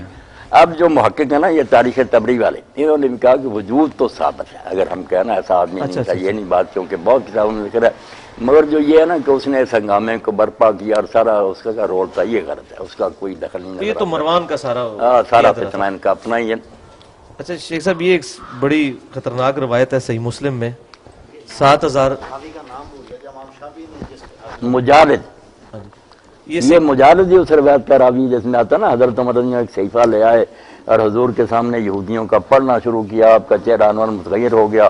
حضرت ابوبکر نے کہا عمر دیکھتے نہیں ہو, یہ مجالد کی وجہ سے یہ. اچھا نہیں.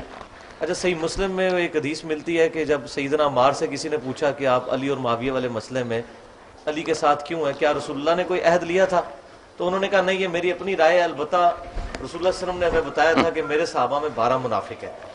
اچھا, اب یہ 12 منافق ہیں, وہ جنت میں داخل نہیں ہو سکتے جب تک اونٹ سوئی کے ناکے سے نہ گزرے. اور حذیفہ کا بھی ذکر کیا اس میں انہوں نے. اب یہ ہمارے اہل حدیث لوگ جو ہے نا, صفی الرحمن مبارک شرح لکھی ہے, اس نے حضرت عمار کے بارے میں کہا یار اس نے بہت برا کیا, بدگمانی کی, ان جنگوں پر اس بات کو چشمہ کر دیا کہ 12 منافق. وہ حضرت عمار پر ناراض ہوا صفی الرحمن, مگر انہوں نے تو کہا بھائی عہد تو نہیں ہمارے پاس, مگر یہ بتایا تھا کہ 12 منافق ہیں وہ جنت میں نہیں بائی نیم نہیں مینشن کیا. اچھا, آپ نے ایک لیکچر کے دوران کہا ہے کہ یہ جو خلافت راشدہ کے بعد جتنی فتوحات ہوئی ہیں یہ صرف دنیا پرستی تھی. ان خلافت راشدہ کو حق پہنچتا تھا وہ لوگوں کے کہ ہم نے یہ سسٹم بنایا ہے تو وہاں بھی اسلام کا نظام چاہتے ہیں, جو بعد میں خود لٹیرے بن گئے ان کو کوئی حق نہیں پہنچتا تھا کہ وہ فتوحات کرتے. تو دوسری طرف بخاری مسلم میں ملتا ہے کہ آپ صلی اللہ علیہ وسلم کو فرمایا گیا کہ زمین کے خزانوں کی چابیاں آپ کے ہاتھ میں دی گئیں, اور فرمایا مجھے وہ ساری سرزمین دکھائے گی جہاں تک میری امت پہنچے گی.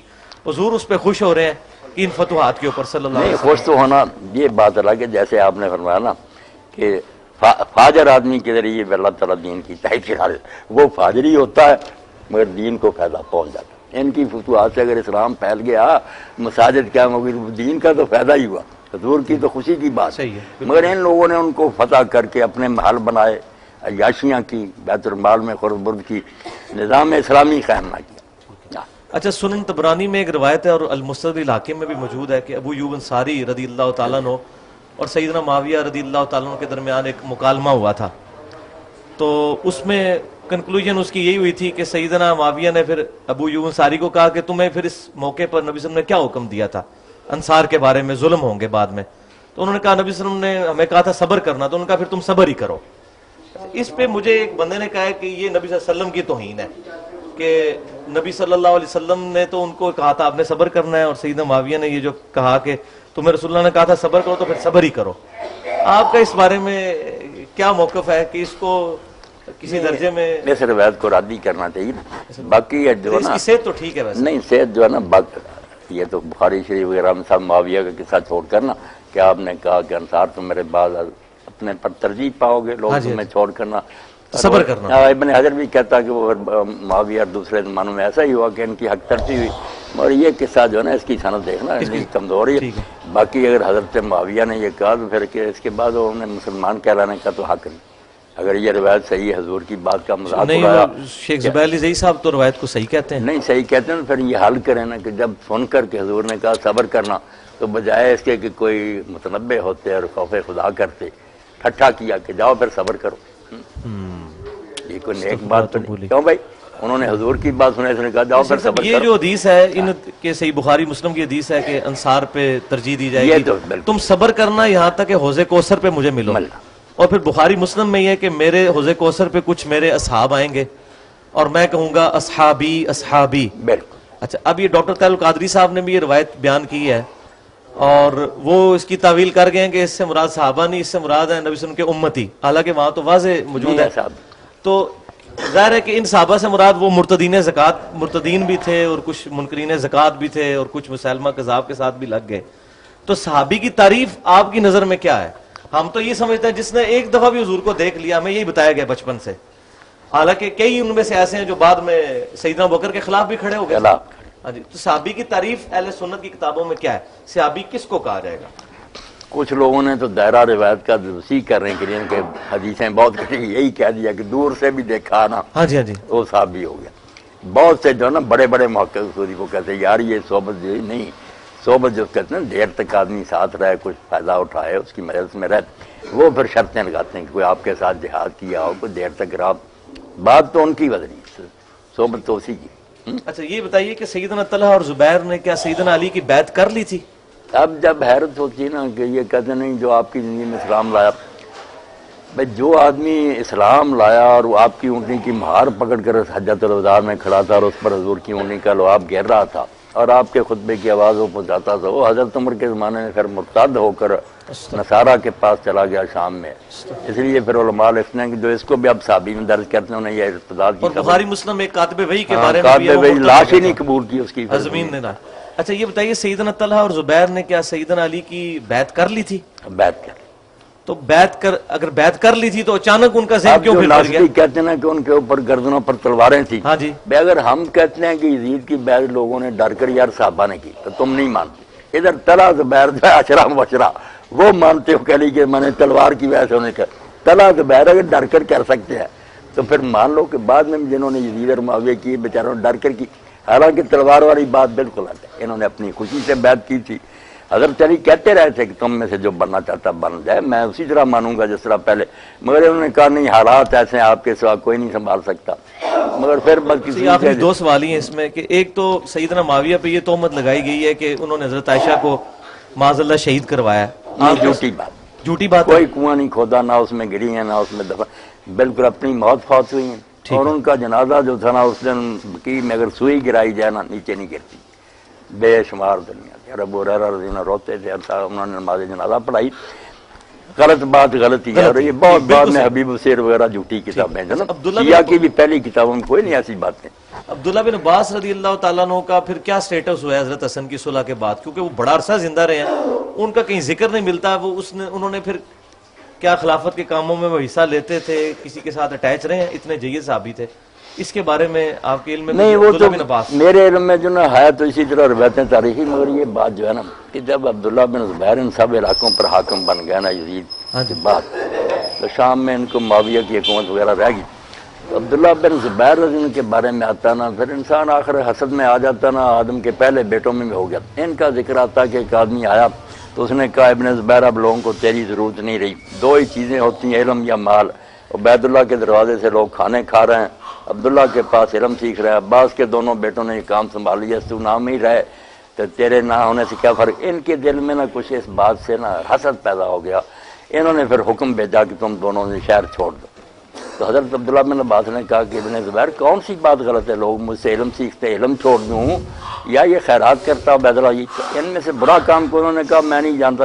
پھر یہ طائف چلے گئے، باقی ساری زندگی وہاں انہوں نے پھر نا حضرت میں تنہائی۔ اچھا وہ جو مسلم میں خطبہ ملتا ہے متا والا کہ عبداللہ بن زبیر نے عبداللہ بن عباس کی طرف اشارہ کر کے کہا کہ بعض لوگ عقل کے بھی اندھے ہیں اور دنیا میں بھی اللہ نے ان کو اندھا کر دیا ہے۔ محمد علی کوئی یہ تو نہیں کہ وہاں قید کر دیے گئے تھے طائف سے، ٹھیک ہے۔ اچھا وہ متا والی جو روایت ہے کہ سیدنا ابن عباس متا کے بارے میں کافی عرصہ تک فتویٰ دیتے تھے اور اہل سنت کہتے ہیں بعد میں انہوں نے رجوع بھی کیا ہے؟ نہیں، رجوع نہیں ثابت ہوا۔ اچھا متا کے بارے میں 9 صحابی جو نا ابن حزم نے نام لے کر ان کے نا روایتیں دے کر کہا کہ یہ حضور کے بعد بھی قائم رہے ہیں کہ متا حلال ہی ہے۔ آخری سوال یہ ہے کہ وہ جو جس کی وجہ سے میں مطلب حسینیت والے منہج پہ ہوں، وہ ابن عباس کا خواب ہے مسند امام احمد میں، نبی صلی اللہ علیہ وسلم کو خواب میں دیکھا، بال بکھرے ہوئے ہیں اور خون کی شیشی پکڑی ہوئی ہے، کوئی شک۔ اچھا اس میں وہ تو حدیث زبیر علی زئی صاحب نے بھی لکھا ہے کہ حدیث متواتر ہے، وہ یہ بتائیے کہ اس میں وہ جو خون کی شیشی پکڑی ہوئی ہے اور فرمایا میں صبح سے اہل بیت کا خون جمع کر رہا ہوں، اس میں محض ہمارے بریلوی بھائی اور شیعہ بھائی یہ کہتے ہیں کہ نبی صلی اللہ علیہ وسلم میدان کربلا میں وہاں موجود تھے، کیا اس کا کوئی ثبوت ملتا ہے یہ برزخ کے معاملات ہیں؟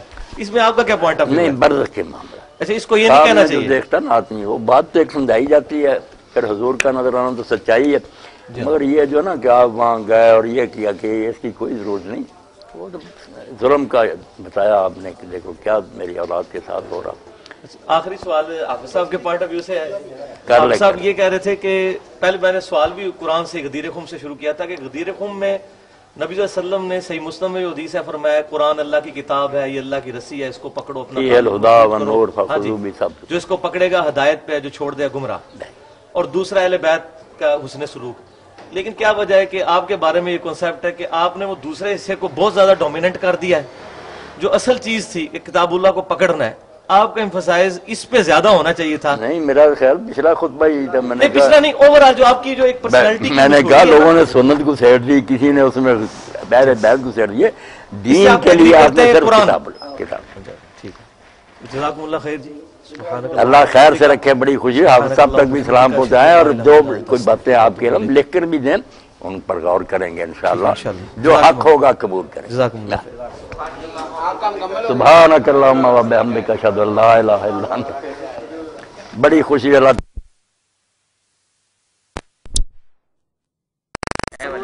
حمید بن عبد الرحمن سے روایت ہے کہ حضرت عمر بن الخطاب اور حضرت عثمان بن عفان رضی اللہ عنہ نماز پڑھتے تھے مغرب کی رمضان میں، جب سیاہی ہوتی تھی پشان کی طرف، پھر بعد نماز کے روزہ کھولتے تھے۔ تھلے لکھا کیونکہ مغرب کی نماز جلدی پڑھتے تھے، اس وجہ سے روزہ کا وقت مکروہ نہ ہوتا تھا۔ ابن ابی شیبہ نے انس رضی اللہ عنہ سے روایت کیا کہ میں نے کبھی نہیں دیکھا رسول اللہ صلی اللہ علیہ وسلم کو نماز پڑھتے مغرب کی قبل افطار کے، اگرچہ ایک ہی گھونٹ پانی کا۔ پس پیروی رسول اللہ کی مقدم ہے حضرت عمر حضرت عثمان کی پیروی سے، اور شاید یہ فعل ان کا کسی عذر کے سبب سے۔ اے پائی امین چپ کرنا، یہ میرے بھائی نے روایت بخاری موتا جی بھائی حضرت عمر اور حضرت عثمان رضی اللہ عنہ یہ مغرب کی نماز پڑھ لیں گے سی جدوں سورج ڈب جاتا سی رمضان دے، روزہ نہیں سی کھول دی، روزہ نماز تو بعد کھول دے سی، اور یہ معاملہ رمضان شریف اے موتا جی روایت یہ بارے سے پوچھ دے تھے مولانا عبدالبھائی انہوں نے جان چھڑائی کہ رسول اللہ کھول لیں گے سی، اس تو اصلی تو ہی طریقہ یہ کسی عذر تو ہوگا، مگر اصلی گل ہے بھی پاوے محتاج لکھی نا یہ روایت نہیں صحیح، کیونکہ جڑا حمید بن عبد الرحمان ہے نا یہ نے زمانہ نہیں پایا نہ حضرت عمر دا نہ حضرت عثمان، یہ وقت دا بندہ نہیں نا، انہیں دسیا نہیں سورس، یہ گل کنے سنائی جدوں کہ بعد پیدا ہوا، اس تو تمہیں حوالہ پھر کسی لکھا دیں گے، علماء نے پھر لکھ دا بھی روایت جڑی نا منقطع ہے، یہ جی ٹوٹ جاندی نا تار تو پھر کرنٹ نہیں آتا، یہ جا سلسلہ خراب ہے۔ یہ حمید بن عبد الرحمان نا وقت دا بندہ نہیں دس سکیا بھی کیسے دسی گیا، یہ چاہ گل ویسے ہوں جا لوگ آ مکروہ ہو جاتا روزہ، یہ انہوں کی بھی جہالت ہے، مکروہ مکرا کوئی نہیں ہوں، سمے لوے بھی سورج غروب ہونے تو بعد روزہ نہیں رہا، کھاوے پیوے بشک جدو پاوے ساری رات بھی نہ کھاوے، جدوں نے من لیا نا کہ روزے کا ٹائم ختم ہو گیا، روزہ کھل گیا، کھان پینا نہیں کھلتا، یہ مننا کھلتا بھی ہوں میں روزے چ نہیں، اس باروں نبی علیہ السلام نے جیسے تک بھی فرمایا اب جتنی زیادہ محنت کرنی چاہتے جے نا صحیح بخاری چاہتے سحر تو سحر تک روزہ رکھ لیا کرو شام نو کھا لو ہی نہ کچھ کھاؤ پیو سحر نو کھا لو مڑ کے سحر نو جا کھاؤ رات ہی روزے گزارو فل یواصل السحر زیادہ اگر کوئی محنت کرنا چاہتا تو اس طرح عبادت کر مکروہ کوئی نہیں ہوں ویسے کھول لینا جڑا ٹھیک ہے راوی نہیں ہے ٹھیک وقت دا نہیں ہے ہاں حمید بن عبد الرحمان جڑا اس پاروں منقطع ہوندے بسم اللہ الرحمن الرحیم. اچھا شیخ صاحب یہ سوال تھا کہ آپ اتحاد امت کی بات کرتے ہیں اور اس کی طرف ترغیب دلاتے ہیں لیکن مسئلہ یہ ہے کہ اتحاد امت کے لیے جو مرکزی چیز ہے جو ہمارے لیے بائنڈنگ فورس ہے وہ تو ہے قرآن وَاعْتَصِمُوا بِحَبْلِ اللَّهِ جَمِيعًا وَلَا تَفَرَّقُوا اور غدیر خم پہ بھی نبی صلی اللہ علیہ وسلم نے قرآن پکڑنے کا حکم فرمایا جی غدیر خم پہ بھی قرآن اور صحیح مسلم میں ہے کہ حجت الوداع پہ بھی قرآن قرآن قرآن اب مسئلہ یہ ہے کہ جو لوگ قرآن میں بیان کردہ عقیدہ توحید خصوصاً جو پہلی چیز ہے تمام انبیاء کی دعوت ہاں جی جو عقیدہ توحید کے معاملے میں ہی ڈاؤٹ فل ہیں اور انہوں نے یہ سمجھ لیا ہے کہ اللہ تبارک و تعالیٰ نے معاذ اللہ اب یہ سارا کچھ بنا کے نظام اولیاء اللہ کے حوالے کر دیا ہے یا اہل بیت کے حوالے کر دیا ہے یا صوفیاء کے حوالے اب ان کے ساتھ ہم باقی فروعی مسائل کے اوپر کس طرح اتفاق کر لیں جب منڈ جو ہے اس کی اوریجن جو ہے توحید وہی موجود نہیں ہے توحید کی بات کریں تو کوئی کہتا ہے یہ اولیاء کے گستاخ ہیں کوئی کہتے ہیں یہ اہل بیت کے گستاخ ہیں تو میرا خیال ہے اس کے اوپر تھوڑا سا ایمفسائز کرنے کی ضرورت ہے اس پہ آپ کیا کہیں گے توحید کے حوالے نہیں توحید پر بڑا زور دیتا ہوں توحید میں خلل آ گیا پھر رہا کیا مگر اس کی وجہ سے جو ہے نا کہ جو لوگ اس بارے میں کچھ پھسل گئے ہیں ان کو اہل علم لوگوں نے دھوکہ دیا کہ یہ توسل ہے استشفاء ہے نیک لوگوں کا وسیلہ ہم ڈھونڈتے ہیں حوالہ شفاء عند اللہ والی بات ان کو ایک دوسرے رنگ میں سمجھا دیا کہ ہم نیک لوگوں سے کچھ نہیں مانگتے نہ وہ دیتے ہیں صرف اللہ کے ہاں سفارش کرتے ہیں ایسی باتیں بنا کر نہ انہوں نے لوگوں کو چکر میں ڈال دیا تو اس وجہ سے ہمیں رعایت دینی چاہیے بے خبری اور جہالت ہے نا دیکھیں نا رسولہ جب آیا تو شرک وہی تھا کفر مگر اس زمانے میں وہ کافر نہیں کہلائے جاہلیت کا دور کہلاتا نبی آ گیا سمجھا دیا اور وہ بھی بہت دیر بعد جب مسئلہ واضح ہو گیا پھر کافر کہا انہیں تو اس لیے یہ جو ہے نا کہ ہم انہیں کافر سیائیں اور ان سے نمازیں وغیرہ ختم کر دیں یہ نہیں ٹھیک ہے نمازیں بھی ان سے اسلامی تعلق بھی نکاح طلاق وغیرہ جنازے سب کرنے ان کی جہالت کو ختم کرنے کے لیے پوری کوشش کرنی ہے محبت پیار سے نا انہیں سمجھانا کہ یہ توحید کے خلاف باتیں اور انشاءاللہ وہ تاثیر پیدا ہوگی شریف لوگ مانیں گے مگر ہم برا کہیں یہ مشرک ہیں کافر کوئی فائدہ نہیں یہ بے خبری نہیں وہ ٹھیک ہے آپ کے سامنے نا کہ جس شخص نے سرے سے اللہ تعالیٰ کی قدرت کے بارے میں کہہ دیا کہ مجھے نا بڑے کام کرتا مرتے وقت اس نے کہا بیٹا میں کیسا تھا انہوں نے کہا آپ تو ہمارے بڑے اچھے باپ تھے کہا پھر میرے ساتھ نے ایک شروع کیا کہ مجھ سے کام نہیں اچھے ہوئے اگر میں اللہ کے قابو آ گیا نا لائن قدر اللہ لیا یہ اگر اللہ نے مجھ پر قدرت پاری نا میری جان کا چھٹکارا مجھے جلا دینا میری راکھ بھی ادھر ادھر بکھیر دینا اس کی سمجھ میں جاہل کی یہ آیا کہ اس طرح کرنے سے نا میں اللہ کے قابو نہیں آؤں یعنی صفت قدرت کا ہی اس نے انکار کر دیا کہ ایسا اگر میں کہہ دوں پھر نہیں اللہ قابو کر سکتا مگر اللہ نے زندہ کر لیا اور پوچھا یہ تم نے کیوں کیا اس نے کیا ڈر گیا تھا کیا باپ لیکن شیخ صاحب مسئلہ یہ یہی علماء نے ابن حجر وغیرہ لکھتے ہیں کہ اتنی بڑی بات کہ قدرت خدا کی کیا اس میں شک کیا کہ اگر میں راکھ بکھیر دوں پھر اس طرح بات سکتا وہ ٹھیک ہے قادر ہے اس بات لیکن یہ ایز اے رول نہیں لوگوں کو بتائی جا سکتی ہے بات میرے بھائی صدیاں ہو گئیں بڑے بڑے علماء نے کتابیں لے کر ان لوگوں کو بتایا کہ یہ چیزیں جائز اب دیکھیں نا دو آدمی ایک دور میں ہوئے دونوں کو نا کہہ دیتے ہیں شیخ الاسلام ادھر ابن تیمیہ ادھر سبکی ہیں یہ کتابیں لکھتے ہیں اپنی جگہ توحید کی وہ ادھر شفاء اس کام اور دوسری لکھتے ہیں کہ نہیں مدد مانگنا حضور سے جائز ہے قبر پاک کی زیارت کے لیے سفر جائز ہے دونوں کی ٹکر رہی مگر دونوں ایک دوسرے کا احترام یہ کرتے ابن تیمیہ کہتے تھے میں نے سبکی جیسا نہیں دیکھا اور شاید مانے نے بھی جناب وہ کہتا تھا میں نے اس جیسا نہیں دیکھا علم کا بھی احترام تھا مسئلوں میں ٹکر تھی تو آپ دینا رعایتیں ہیں کہ لوگ اگر غلطیوں میں پھنسے ہوئے نا تو غلطیوں سے ان کو نکالنا مگر محبت ان کی بھی سننا اگر کوئی مغالطہ بھائی لائے نا روایت تو میں کہتا نہیں پھینکو روایت موجود ہے محتا کیا انہوں نے راوی بتا دیا کہ اس بندے نے بتایا اب وہ راویوں کی کتابوں سے نکالیں گے کہ حمید بن عبد الرحمان جو حضرت عثمان اور عمر کے زمانے کا نہیں بعد کا آدمی اس کو بتانا چاہیے تھا نا کہ کس سے لیے اتنے روایت تو علم سے بات ہونی چاہیے نا، برا برا کہنے سے کوئی فائدہ نہیں۔ بالکل ٹھیک ہے، یہ تو ہم ایگری کرتے ہیں اس مسئلے میں، لیکن صحابہ کرام علیہم رضوان کا جو ایٹیچیوڈ تھا ایسے لوگوں کے بارے میں، جس طرح ہمیں کئی روایتوں میں ملتا ہے کہ اہل بدعت کو سلام نہیں کرتے تھے، اسی طریقے سے اہل بدعت کے اوپر سختی کرتے تھے، اسی طریقے سے سنن دارمی کے مقدمے میں کئی تابعین اور صحابہ کے بارے میں لکھا ہوا ہے اہل بدعت کے بارے میں کہ ان کا ایٹیچیوڈ کیا ہوتا تھا، ان چیزوں کو سامنے رکھا جائے۔ اسی طرح خیر سے رکھے اللہ پاک۔ اس طرح کی تھوڑی تھوڑی ڈھیل نے آج امت کو یہ دن دکھائے ہیں کہ آج یقین کریں مسجدوں میں انٹر ہوتے ہیں تو حیران ہو جاتے ہیں کہ وہ ہستیاں جنہوں نے توحید کی دعوت دی تھی ان کو اللہ تعالیٰ کے مقابلے پہ کھڑا کر دیا ہوا ہے۔ نہیں بالکل ان معاملوں میں نکل تو اہل عرب سے بھی آگے گیا ہے یہ، چلے گئے جو شرک وہ کرتے تھے نا اس سے زیادہ ہے۔ وہ تو سمندر میں کوئی اللہ کو یاد کر لیتے تھے، یہ تو سمندر میں بھی یا خواجہ معین الحق میرا طاقت ہے تو غرق ہوئے، مگر اس کا علاج کرنا اگر ٹی بی ہو گئی ہے تو ہم دعائی دیں کہ آپ کو ٹی بی کی کوئی فائدہ نہیں، ذہن میں رکھے علاج اس کا کرتے رہے، انشاءاللہ جس کی قسمت میں ہوگا وہ مان لے گا۔ ٹھیک ہے، علماء نے یہ باتیں الجھا دی ہیں، بڑے بڑے عالم ہیں پڑھے ہوئے، وہ کتاب میں لکھ لیتے ہیں کہ اس کا کوئی حرج نہیں، اللہ تعالیٰ نے اپنے بندوں کو یہ طاقتیں دی ہیں، ان چیزوں کو ثابت کرنا نہ کہ روایتیں نہیں تھیں۔ مسئلہ یہ ہے کہ قرآن کدھر گیا؟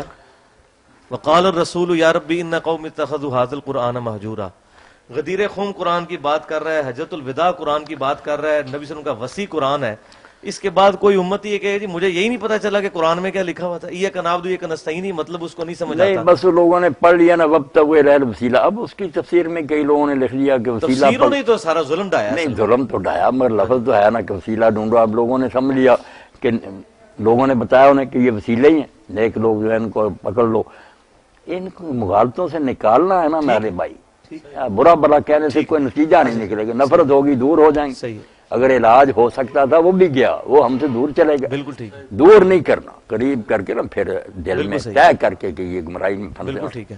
نکالنا شیخ وہاں۔ صاحب یہ جو نماز کے اندر مطلب مختلف احناف کے اور سلفیوں کے درمیان، اہل تشیع اہل سنت کے درمیان آپس میں فروعی مسائل چلتے ہیں اختلافات کے پوائنٹ آف ویو سے، مطلب سورہ فاتحہ کے بارے میں اتنا سخت دونوں طرف ایکسٹریم ہے، ایک کہتا ہے جی منہ میں انگارہ رکھ دو جو فاتحہ پڑھتا ہے، دوسری طرف کہتے ہیں فاتحہ نہیں پڑھتے تو نماز نہیں ہوتی۔ نماز وہ عمل ہے جو نبی صلی اللہ علیہ وسلم کو 5 دفعہ روزانہ صحابہ کرام نے دیکھا، کرتے لئے اس میں تو عملی تواتر بھی موجود، کتابیں بھی موجود، اس کے باوجود اتنے بڑے لیول کا اختلاف کیوں آیا؟ باقی چیزوں میں تو ہم کہہ سکتے ہیں چھوٹی چھوٹی کوئی چیزیں تھی، ایک چیز جو حضور کو روزانہ 5 دفعہ کرتے ہوئے ہزاروں لوگوں نے دیکھا ہے صلی اللہ علیہ وسلم صلاۃ تسلیما کثیرا کثیرا، اس میں اتنے بڑے لیول کا اختلاف، تو اس میں منکرین حدیث کو یہ موقع ملتا ہے، وہ کہتے ہیں یہ سارا ستیہ ناز ہے حدیث کی کتابوں کا، نہیں، یہ کتاب ان کا یہ موقف ہے۔ اچھا اب اس میں مجھے بتائیں اختلاف پھر کیوں آیا، ہم ان کو کیا حدیث کی برکت سے نماز ایک، اگر حدیث نہ ہوتی پتہ نہیں کتنی نمازیں ہوتی۔ ایک کتاب چھپی تھی محمد علی جس کا نام تھا تقابل اربع، یہ 4 آدمی جنہوں نے قرآن کے نام پر لکھی نا کتابیں اور حلف اٹھایا کہ قرآن کی نمازیں، یہ 4 خانے بنے ہوئے تھے، 4 مولوی عبداللہ چکرالی سے شروع کر کے نا حشمت علی سارے کھلائے، چاروں ایک بات میں شروع سے لے کر سلام تک ایک بات میں متفق نہیں ہوتے، اتنی الگ الگ نماز، چاروں حلف اٹھا رہے ہیں قرآن یہ نماز سکھاتا ہوتا تو ایک نہ تم 4 ہوتے۔ چلو حدیث والوں کو چھوڑو، حدیث والوں کا جو ہے نا عمل آپ دیکھ لیں کہ نماز میں جو بنیادی اذان، ہم اتنے لوگ اس وقت جمع، کسی کا قد چھوٹا، کسی کا بڑا، کوئی کاڑا، کوئی گورا، کوئی تندرست، مگر سب پر انسان کا لفظ بولتے ہیں۔ کچھ ایسی چیزیں جن میں نہ پائی جائیں، بس انسان ہو کے نکال، باقی اس کی نا چیزیں جو جدا بھی ہوں خیر ہے۔ نماز میں کچھ چیزیں ایسی ہیں ارکان اور واجبات جو الحمدللہ نا میرے پاس آبادی بھی آئے مسکت مان کے، وہ خارجیوں کی ایک شاخ ہے، حکومت بھی ان کی ہے قاضی، میں نے انہیں نماز کے لیے کہا، مجھے انہوں نے اپنی تفسیریں کیا، بڑے خوش ہوئے، پتہ چلا کہ یار خارجی کیا، ورنہ ہم نے سمجھ رکھا تھا پتہ نہیں کیا دین سے باہر، نہیں، بہت عمدہ کتابیں۔ تو نماز میں جو چیزیں نماز کو نماز کہلاتی ہیں نا، وہ ہے کہ آدمی اللہ اکبر سے شروع کرے، تندرست و قیام کرے، فاتحہ پڑھے، سورہ پڑھے، پھر رکوع کرے، سیدھا کھڑا ہو، پھر سجدہ کرے، بیٹھے، پھر سجدہ کرے، 2 رکعتوں کے بعد تشہد بیٹھے، آخر میں جا کر نا السلام علیکم کو نماز سے ختم کرے۔ یہ آپ ساری دنیا میں گھوم جائیں نا، سب مسلمانوں کی نماز میں ہے، شیعہ کے بھی یہی ہے، اہل حنفیوں کی بھی، یہ ہے وہ اجزاء جو ارکان اور واجبات ہیں جن کے بغیر نماز نہیں، جو اس کے علاوہ وہ سنن اور مستحبات ہیں، جیسے سلاد وغیرہ کھانے کے ہو جائے اچھا نہ ہو جائے کوئی نہیں، وہ ساری ایسی بات جاہلوں کی چھوڑیں کہ فلاں کی نماز نہیں ہوتی۔ ابن تیمیہ کہتے ہیں یار لوگ فاتحہ پڑھتے پیچھے نہیں پڑھتے صحابہ میں، رفع دین کرتے بھی نہیں، کسی نے ایک دوسرے کو نہیں کہا کہ اس کی نماز نہیں. یہ پیدا جو ہوئے نا انہوں نے امت کو برباد کیا. کرتے بے شک الگ الگ مرہ رہتے، کیونکہ یہ سنن کا ہی معاملہ تھا. سنت ہوتی وہ کر لیں تو اچھا نام ہی کی.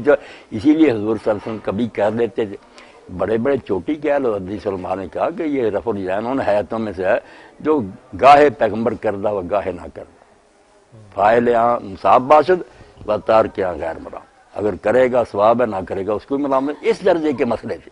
جب بنا دیے نماز نہیں ہوتی، فساد ہو گیا.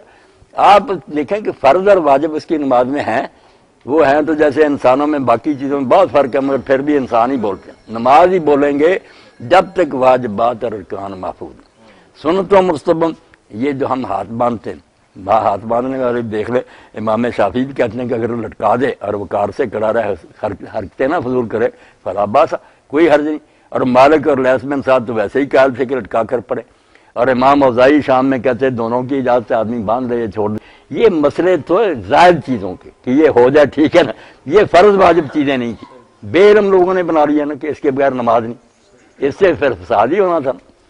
فاتحہ کا آپ پڑھیں دیکھ لیں، جو علم والے لوگ ہیں وہ سب مانیں گے کہ 3 گروہ تھے اصحاب رسول میں. کچھ ہر حال میں پڑھتے تھے سری جہری میں، ان کے بھی آگ نہیں پڑھنی، بکواس کرتے ہیں. عبادہ بن سامت ابو ہریرہ یا حضرت عمر کے پڑھنی. اور جو کہتے ہیں نہیں پڑھتا نماز نہیں، بھائی مسلم خود لکھتے ہیں کہ حضرت زید بن ثابت جو کاتب وحی تھے وہ کسی نماز میں بھی امام کے ساتھ قرآن نہیں پڑھتے. اور آپ خواب جو امام ترمذی لکھتے ہیں کہ اصحاب رسول میں وہ بھی تھے جو پڑھتے تھے، نہیں پڑھتے. اور امام احمد بن حنبل کا جو حوالہ دیا، انہوں نے کہا یار حضرت جابر سے زیادہ کو جانتا صحابہ رسول سے کہ حدیث کا کیا معنی. انہوں نے لا صلاۃ کا بھی بیان کر دیا کہ جس نے کسی رکعت میں فاتحہ نہیں پڑھی اس کی نماز نہیں. مگر ساتھ ہی کہا اللہ یکون ورا الامام، ہاں اگر وہ امام کے پیچھے ہو پھر یہ قانون ہے. وہ کہتے صحابی کو ضرورت کیسے ہوئی؟ اگر اس نے اپنی طرف سے یہ استدعا کیا، دین برباد کیا کہ جب نماز نہیں ہوتی کیوں کہا اس نے کہ میں امام کے پیچھے ہو جاتی ہے. اور اس کو حسن صحیح کہا. امام احمد بن حنبل کہتے ہیں یار اس سے صحابی سے بڑھ کر کوئی حدیث کو جانتا، اس لیے اکیلا پڑھے گا یا امام پڑھے گا اور فاتحہ نہ پڑھے اس کی نماز نہیں. اللہ یکون ورا الامام ٹھیک. اور زیادہ اکثریت تو آپ جانتے ہیں نا کہ سری میں پڑھ لیتے تھے اور جہری میں جو سورت بھی پڑھتے اور جہری میں خاموش رہتے. تو پتہ چلا یہ ساری چیزیں ٹھیک ہی تھی، نماز کا کوئی نہیں بگڑتا. ترجیح دے سکتے ہیں آپ کا، میرے خیال میں یہ زیادہ بہتر کر لیں. بالکل ٹھیک ہے، ترجیح تو دیتے ہیں، لیکن مسئلہ یہ کہ اسی طریقے سے سنتیں چھوٹتی ابھی تک یہ حالت یہاں پہنچی ہے. آپ یہ کہہ رہے ہیں کہ نہیں چھوٹتے چھوٹے حالت نہیں پہنچی، سنتوں پر زور دینے سے پہنچی. اچھا کہ سنت کو فرض بنا دیا. نہیں فرض تو کوئی بھی نہیں کہتا، زبان سے نہیں کہتے، عملاً بنایا ہوا. عملاً بنایا ہوا ہے. وہ اختلافی مسائل پھر اس قدر ادھر ہمارے زور دے دیا. اگر یہی کہتے رہے کر لو ٹھیک ہے، نہ بھی کرو پھر بھی فساد کیوں ہوتا. اچھا وہ مصنف ابن ابی شیبہ میں ایک روایت ملتی ہے کہ سیدنا ابن عمر رضی اللہ تعالیٰ عنہ جو رفع الیدین نہیں کرتا تھا نماز میں، کنکریاں مارتے. یہ بات ٹھیک ہے. ہاں تو مسئلہ ہے کہ ابن عمر بھی بڑے متبع سنت تھے، بڑے. ہاں جی. تو وہ اتنی نہیں وہ توجہ دلانے کے لیے کہ بہتر تو یہی کہ رفع الیدین کی ہے. وہ میں بھی کہتا ہوں جیسے شاہ ولی اللہ والذی یرفع حب الی من اللہ یرفع لأن احادیث رفع اکثر واسبت. لیکن ادھر تو ظلم یہ ہو گیا ہے کہ جو لوگ کر رہے ہیں نا ان کو تختہ مشق بنایا ہوا نہ کرنے والوں نے، جن کی اپنی ایک حدیث جو کہ اصول محدثین پہ وہ بھی صحیح نہیں ہے، کوئی روایت صحیح ثابت نہیں. ان کا ظلم یہ ہے کہ وہ اور جو کرنے والے نے انہوں کا کرنا تو اچھا، مگر جس طرح کرتے ہیں نا رفع الیدین وہ تو خیر غلط ہے. انہوں نے بھی محمد علی بھائی بدنام کر. اب یہ کوئی رفع الیدین ہے؟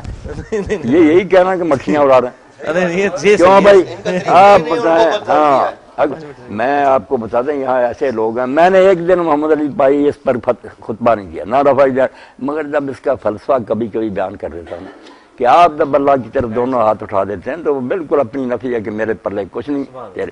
کتنے دیوبندی کٹڑ مقلد تھے، مگر آپ جو کرتے ہیں نا اتنا اچھا رفع الیدین کرتے ہیں، میں بھی حیران ہوتا. میں نے نہیں کہا انہیں، وہ خود ہی لگ گئے. ایک سوال میں بھی کر لوں کہ یہ جو آپ فرماتے ہیں کہ تمام فرق جو ہیں اپنی حدیث کی کتابوں کو چھان پھٹک کر لیں اور تاکہ ہم آہنگی پیدا ہو جائے، اس کا کیا طریقہ، علمی کیا طریقہ آپ کے ذہن میں آتا ہے؟ ہر گروہ میں ماشاءاللہ نا ایسے لوگ اب بھی موجود ہیں، شیعہ سنی دوسرے سب ہیں کہ اللہ نے انہیں علم بھی دیا، رجال کے ماہر بھی ہیں، مختلف موقعوں پر وہ اظہار بھی کر دیتے ہیں. اب کافی ہے نا وہ حماسہ میں لکھتے ہیں. سید مرتضیٰ مطہری کہ افسوس ہے کہ کافی میں بھی یہ روایت آ گئی کہ امام حسین علیہ السلام کی لاش پر ایک آ کر شیر بیٹھ گیا، اور لوگ جب گئے آپ کا سر کاٹنے کے لیے تو شیر ہرایا، تو پھر انہوں نے کہا دیا یار نہ چھیڑو، یہ ایک مصیبت ہے، گلے پڑ جائے گی۔ وہ کہتے ہیں یہ بھی اتنی بڑی ہماری کتاب میں ایک جھوٹی روایت لکھی، کون سا؟ اور کئی لوگ پھر یامین بھائی اتنا دور چلے گئے ذاکر کہ وہ شیر خود حضرت علی سے شیر کی شکل میں آتے تھے، وہاں بیٹھتے تھے۔ اب کیا کریں، ان روایتوں نے یہ امت روایات میں کھو گئی، حقیقت خرافات میں کھو گئی۔ حالانکہ خود علامہ محدثی کہتے ہیں کہ یہ روایت جو ہے نا ضعیف ہے، مگر کتابوں سے الگ کر کے شائع کریں کہ اتنا مواد صحیح کتھی کر لیں، تقریباً ایک ہی بات ہے، یہ ان ضعیفوں نے فساد ڈالا۔ اچھا، یہ کچھ بزرگ جن کو آپ رحمۃ اللہ علیہ کہتے ہیں، رحمۃ اللہ علیہ کہتے ہیں، اب مسئلہ یہ ہے کہ جب ہم تک ان کی کچھ باتیں ایسی پہنچتی ہیں جن میں عقائد کی خرابیاں مجھئی ہیں، تو اس میں یہ ہم جو ان کے لیے دعائیہ کلمات کہتے ہیں، اس کی کیا شرعی حیثیت ہے؟ نہیں تو کل کو کوئی یزید کو بھی امام غزالی کی طرح رحمۃ اللہ علیہ کہے گا۔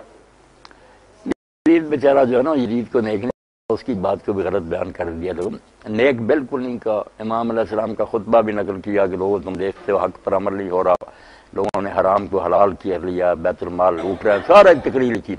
وہ صوفی ہونے کی جہت سے نا یہ کہتا کہ یار شیطان کو بھی اگر کوئی لعنت نہ کرے اس کو بگڑتا وہی وقت ذکر میں گزارو، وہ اس کا تصور ہے۔ وہ کہتا چلو کلمہ گو تھا، جب ہم کہتے تھے اللہ مسلمانوں پر رحم کرو، وہ بھی بیچارہ آ جاتا۔ یہ اس کی نا درویشی کی بات ہے، نیک نہیں کہا، بالکل وہ جانتا کہ فاسق فاجر ہی ہے، لوگ غلط بات بیان کرتے۔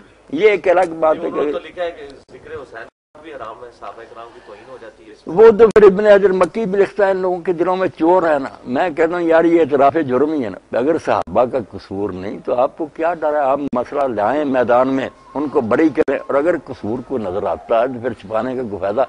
آپ کہیں گے ذکر نہ کرو، لوگوں کو یقین ہو جائے گا کہ ہے بھائی کوئی داڑھی میں چور